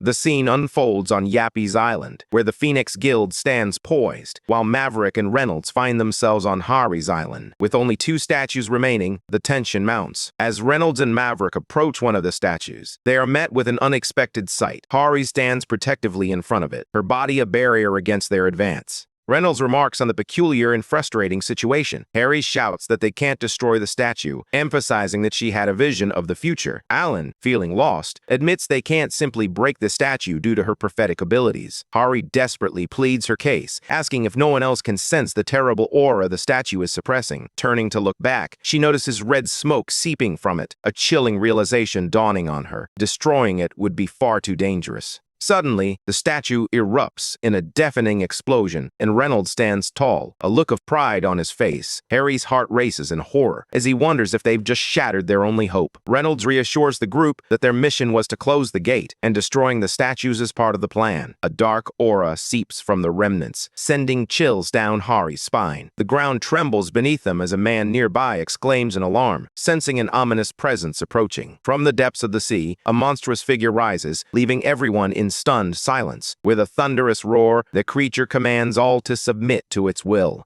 He declares himself their chaos, their despair, and their misery, vowing to crush their hopes and still their beating hearts. "I am Rakshar, the demon of chaos," he proclaims, his awakening sending a wave of dread through all living beings. The onlookers can only watch in horror as the guild members succumb to his sinister trance. The chaos aura envelops everything, instilling a sense of weakness, panic, fear, and hopelessness. Rakshar unleashes another roar, noting a foul smell in the air, but dismissing it with a smirk. It's not time for delicacies just yet. Daesung stands firm, shielding those around him as Rakshar continues, declaring that he must first deal with the creatures that sealed him away. He taunts them to savor their fleeting moment of hope. With that, the monster submerges back into the water, and the area becomes tainted by chaos, driving all living beings into a state of abnormal derangement. As everyone's eyes turn bloodshot, chaos erupts as they begin to attack one another. Amidst the turmoil, Hari desperately tries to restore order, urging everyone to resist the effects of the status abnormality. Without warning, Alan lunges at Hari, who narrowly evades his strike. "Get it together," she urges him. Alan, consumed by his fervor, shouts that it's the right thing to do that. They need to die, and he's determined to help her. He charges forward, but before he can reach her, Minuteman intervenes, delivering a powerful blow that halts Alan in his tracks. Hari nervously expresses her gratitude, but in a shocking turn, he pivots and delivers a punch with such force that she is sent sprawling into the water, gasping for air. As she struggles to surface, panic grips her. Did she really have no time to react? She fights to breathe, her mind racing with the terrifying thought that she might drown here. In that moment, memories flood back. Goverick had once told her that her parents died saving the world, that they were heroes, a notion that had always seemed so grand. He had patted her head and assured her that she would grow into a person of great honor. But now, as she flails in the water, she questions the value of being a hunter of justice. What does it matter if she's a god saintess when she pales in comparison to Sir Joverick, let alone his majesty? At least Sir Joverick had died with honor, sacrificing himself for a noble cause. Poma suddenly appears before her, calling her name with a gentle urgency. "Don't try to grasp the ocean," he advises. "No matter how hard you try, all you'll ever hold is a handful of seawater." He urges Hari to fill her heart with faith and trust, to recognize and embrace the greatness within her. Though Hari is bewildered by his words, Poma insists she listen to the whispers of the ocean. He tells her that if she hasn't felt it before, she should feel it now. The rhythm of the ocean, the whispers of the coral reef, and the grand symphony of the sea. Poma kisses her gently on the forehead, calling her his mortal. He advises her that if she truly wishes to attain immortal powers, she mustn't chase after them. Infinity is something to embrace, something she already envelops herself in. In this moment, she exists within infinity. A foreign glow envelops her, and as she closes her eyes to find peace, a sudden realization jolts her awake. She knows her power well. Scanning the surroundings, she quickly locates His Majesty. With a graceful wave of her hand, she parts the waters, invoking the divine law of the sea. The underground city emerges from the depths, and there stands Leon. As he turns to face her, he beckons her to come closer. Just then, Hari awakens, hearing Leon's praise. "Well done." Startled, she regains her composure and lets out a piercing scream. Leon instructs her to stay still as they ride Stallion, his trusty Pegasus. Harry questions whether she had been in the water, prompting Leon to turn away, relieved that he didn't have to witness a saintess of water drown. Suddenly, a chilling memory strikes Hari, the resurrection of the fearsome monster Rakshar, and the chaos that ensued as people turned on one another in a frenzy of violence. Leon acknowledges the gravity of the situation, explaining that no ordinary person can maintain their sanity in the presence of such overwhelming evil. He commands the Pegasus to land. As they touch down on the island, Leon pulls out his glass and announces his arrival with a commanding presence. The aura of the King of Lionheart begins to push back against the oppressive status abnormality, allowing the people to regain their senses. Daesung approaches Leon, visibly relieved, and expresses his happiness at seeing him safe. Leon commends Daesung for handling things well in his absence. Daesung then shares the troubling news about the missing soldiers and trainees, mentioning that he heard they're safe thanks to Poma. Still, he urges Leon to check on them. Leon offers reassurance, stating he can sense their presence, which visibly eases Daesung's worries. He then commands everyone to exit the gate, reminding them that thanks to the Saintess, they should be able to walk on water if they just have faith. He urges them to dash toward the gate. Alan urgently asks what will happen to them. Leon replies that they will rescue as many survivors as possible and buy time for their escape. Just as they attempt to leave, the monster materializes before them, tauntingly calling them little parasites and declaring that this is where they all belong. He reveals that he has long awaited this moment. As he begins to conjure a fireball, he suddenly halts, sensing the presence of a Grail Knight. Yappy then appears, perched confidently on a crab. The monster roars, demanding to know how they are still alive when they should all be dead. Yappy activates his third gun selection and opens fire. The shots hit their mark, yet the monster remains unscathed, taunting them that they've merely switched to divine artifact ammunition, which is ineffective against him. With a swift motion, he unleashes a massive wave of water toward them. Jeryuk attempts to speak, but the monster cuts him off, insisting they are powerless to stop him. In response, Leon skillfully manipulates the water, sending strings that wrap around the monster. The creature recognizes Leon, acknowledging him as a Grail Guardian. A swirling ball of water forms around the monster, trapping him within its confines. Leon urgently orders Sir Yappy to close the gate and retreat. Yappy responds, noting that the enemy is seriously injured and may begin to fall back, but Leon firmly refuses, insisting that they must destroy the remaining statues and seal the gate. He understands that defeating a demon of this magnitude is impossible without the Holy Sword. Instead, he resolves to rescue as many survivors as he can. At that moment, Yappy chimes in with a crucial suggestion. They should also save the island's locals. He informs Leon that the Kaikarik tribe has been sealed away, serving as guardians for the demon rather than mere NPCs. Leon glances anxiously at the dwindling time, questioning whether they'll have enough to stop the demon's release. Yappy reassures him, stating that they will utilize the Kaikiri tribe's last resort. With the Saintess's blessing, they can walk on water. Harry, urgency lacing his voice, insists they must hurry to escape before the great demon breaks free. Just then, the demon bursts forth from the water bubble, its voice dripping with menace as it declares that Leon will never escape its grasp. Leon signals to his horse, and they charge toward the monster, sword raised high. With swift precision, he severs a few of its limbs before retreating back onto Stallion. The demon taunts him, mocking, "Look at you, buzzing around like a fruit fly." Anger surges within Leon as he activates his divine energy, racing toward the demon, while reliving the satisfying memory of the Lord of Chaos's screams as the flames consumed him.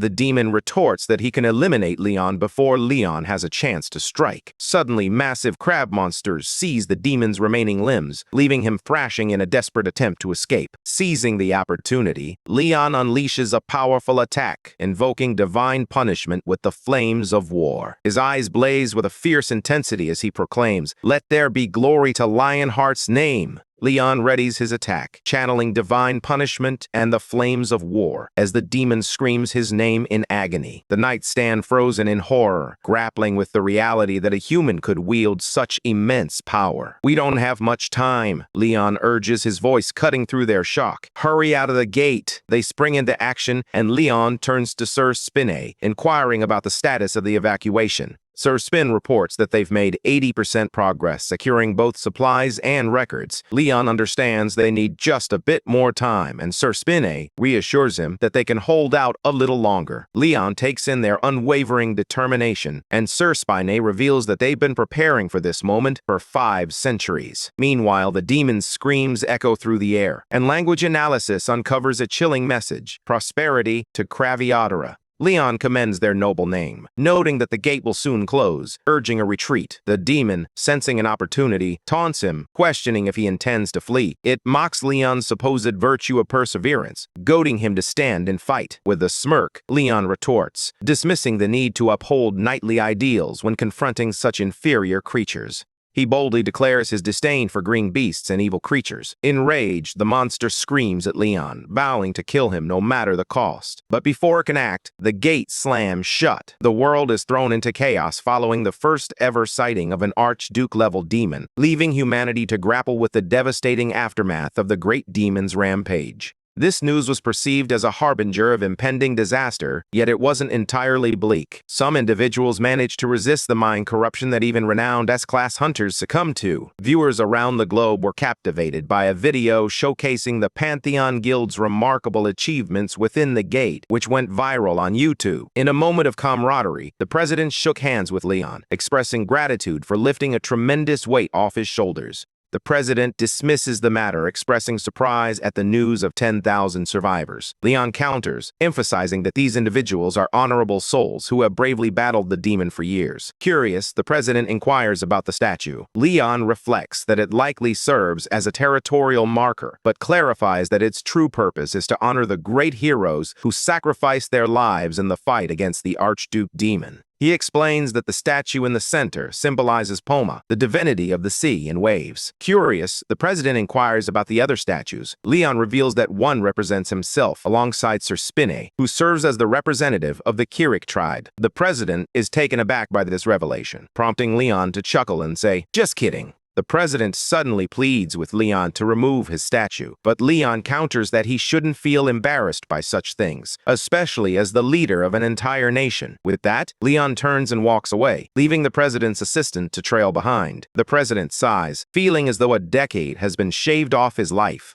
His assistant delivers urgent news. All contact with North Korea has been severed since last night, leaving the president even more bewildered. Meanwhile, in the ruins of what was once Pyongyang, a comrade stands on a shattered road, reflecting on how 30 years ago, dimensional rifts appeared. Since then, their only source of assistance has been from South Korea. He kicks a man into a heap of unconscious bodies, a satisfied smile spreading across his face. "Soon, we'll be the most powerful nation," he declares, envisioning a future where demons serve their every whim. Just then, his assistant interrupts, informing him that the mage is on the line. He answers the call, and Reynolds' voice comes through, confirming that the preparations are complete. With a sense of urgency, his comrade instructs his people to expedite the summoning. As the great demon rises, its injuries leave the comrade stunned. He turns to his companions, questioning whether they performed the summoning correctly. The demon, sensing their concern, apologizes, explaining that it requires time to heal and that they will need to wait longer for the other great demons to return. However, it reassures them with a surprising twist. There's plenty of food available, which leaves the comrade utterly bewildered.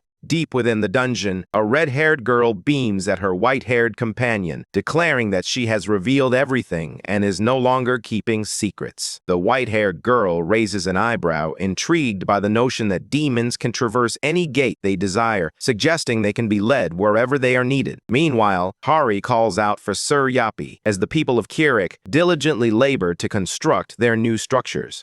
She acknowledges their ability to breathe underwater, but questions whether it's truly safe for them to settle here. Yappy reassures her that their people can thrive independently as long as they have a nest and a place to breed. As she gazes at the kitten, she becomes puzzled by the sight of countless crabs scuttling about, realizing that finding food will be a challenge. Just then, Yappy informs her that they've been registered with the Pantheon Assurance Service, which will assist them in adapting to modern society. He explains that the service offers numerous benefits, including administrative and legal support. Harry contemplates joining but is taken aback when Yappy reveals that she's already registered and has been receiving the services since last month. Panic sets in as she discovers she's been charged an astonishing $19 trillion love. Just then, Leon approached on horseback, urging Hari to climb on as he needed to return to the guild for a while. Hari was taken aback. After all, Leon had previously claimed that the horse was a king's steed, reserved only for the queen and Sir Yappy. Sensing her hesitation, Leon dismounted and extended his hand, encouraging her to take a seat. However, instead of accepting his offer, Hari felt a wave of unease wash over her, discontent brewing at his insistence.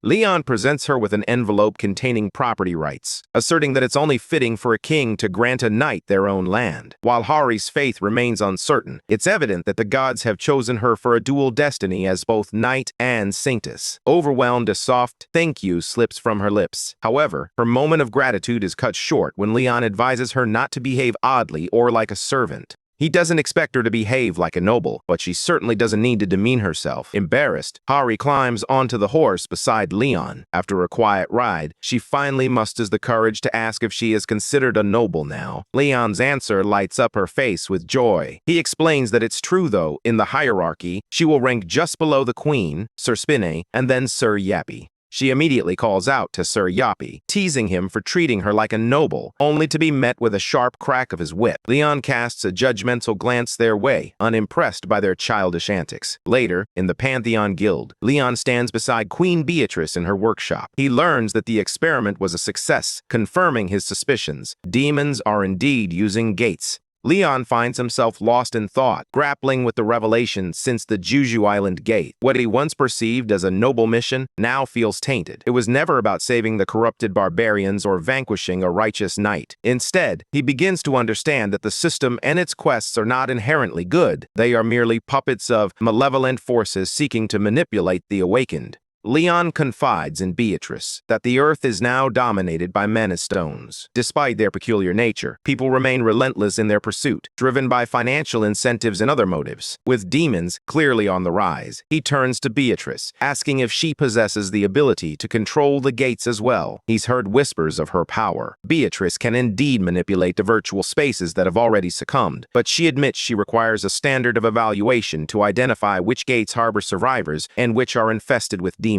Beatrice smirks, proposing that Leon use one of his holy relics as a beacon, which means he'll need a substantial amount of mana stones. Intrigued by the idea, Leon contemplates where to acquire those stones, aware that there are numerous locations to find them. As word spreads, excitement builds, and soon everyone gathers, ready to raid every gate across South Korea. Before long, the Pantheon Guild made its presence felt throughout the Republic, deploying 1,000 warriors, including 4th-rank fighters and knight trainees, alongside 2,000 warriors from the Kirkrik tribe. They divided into 20 teams, each assigned to different gates across Korea. The efficiency of the Pantheon Guild was nothing short of impressive. While most guilds manage to raid only 2 gates a month, this one astonishingly clears over 20 in just 4 days. Meanwhile, the beasts are voicing their grievances to Leon for slaying their leader, whom they believed would aid them. With a mocking smile, Leon retorts that their attempts to mimic human society are utterly intolerable, and they will undoubtedly be eradicated. Consequently, a single guild seizes control of the gates across the Republic of Korea.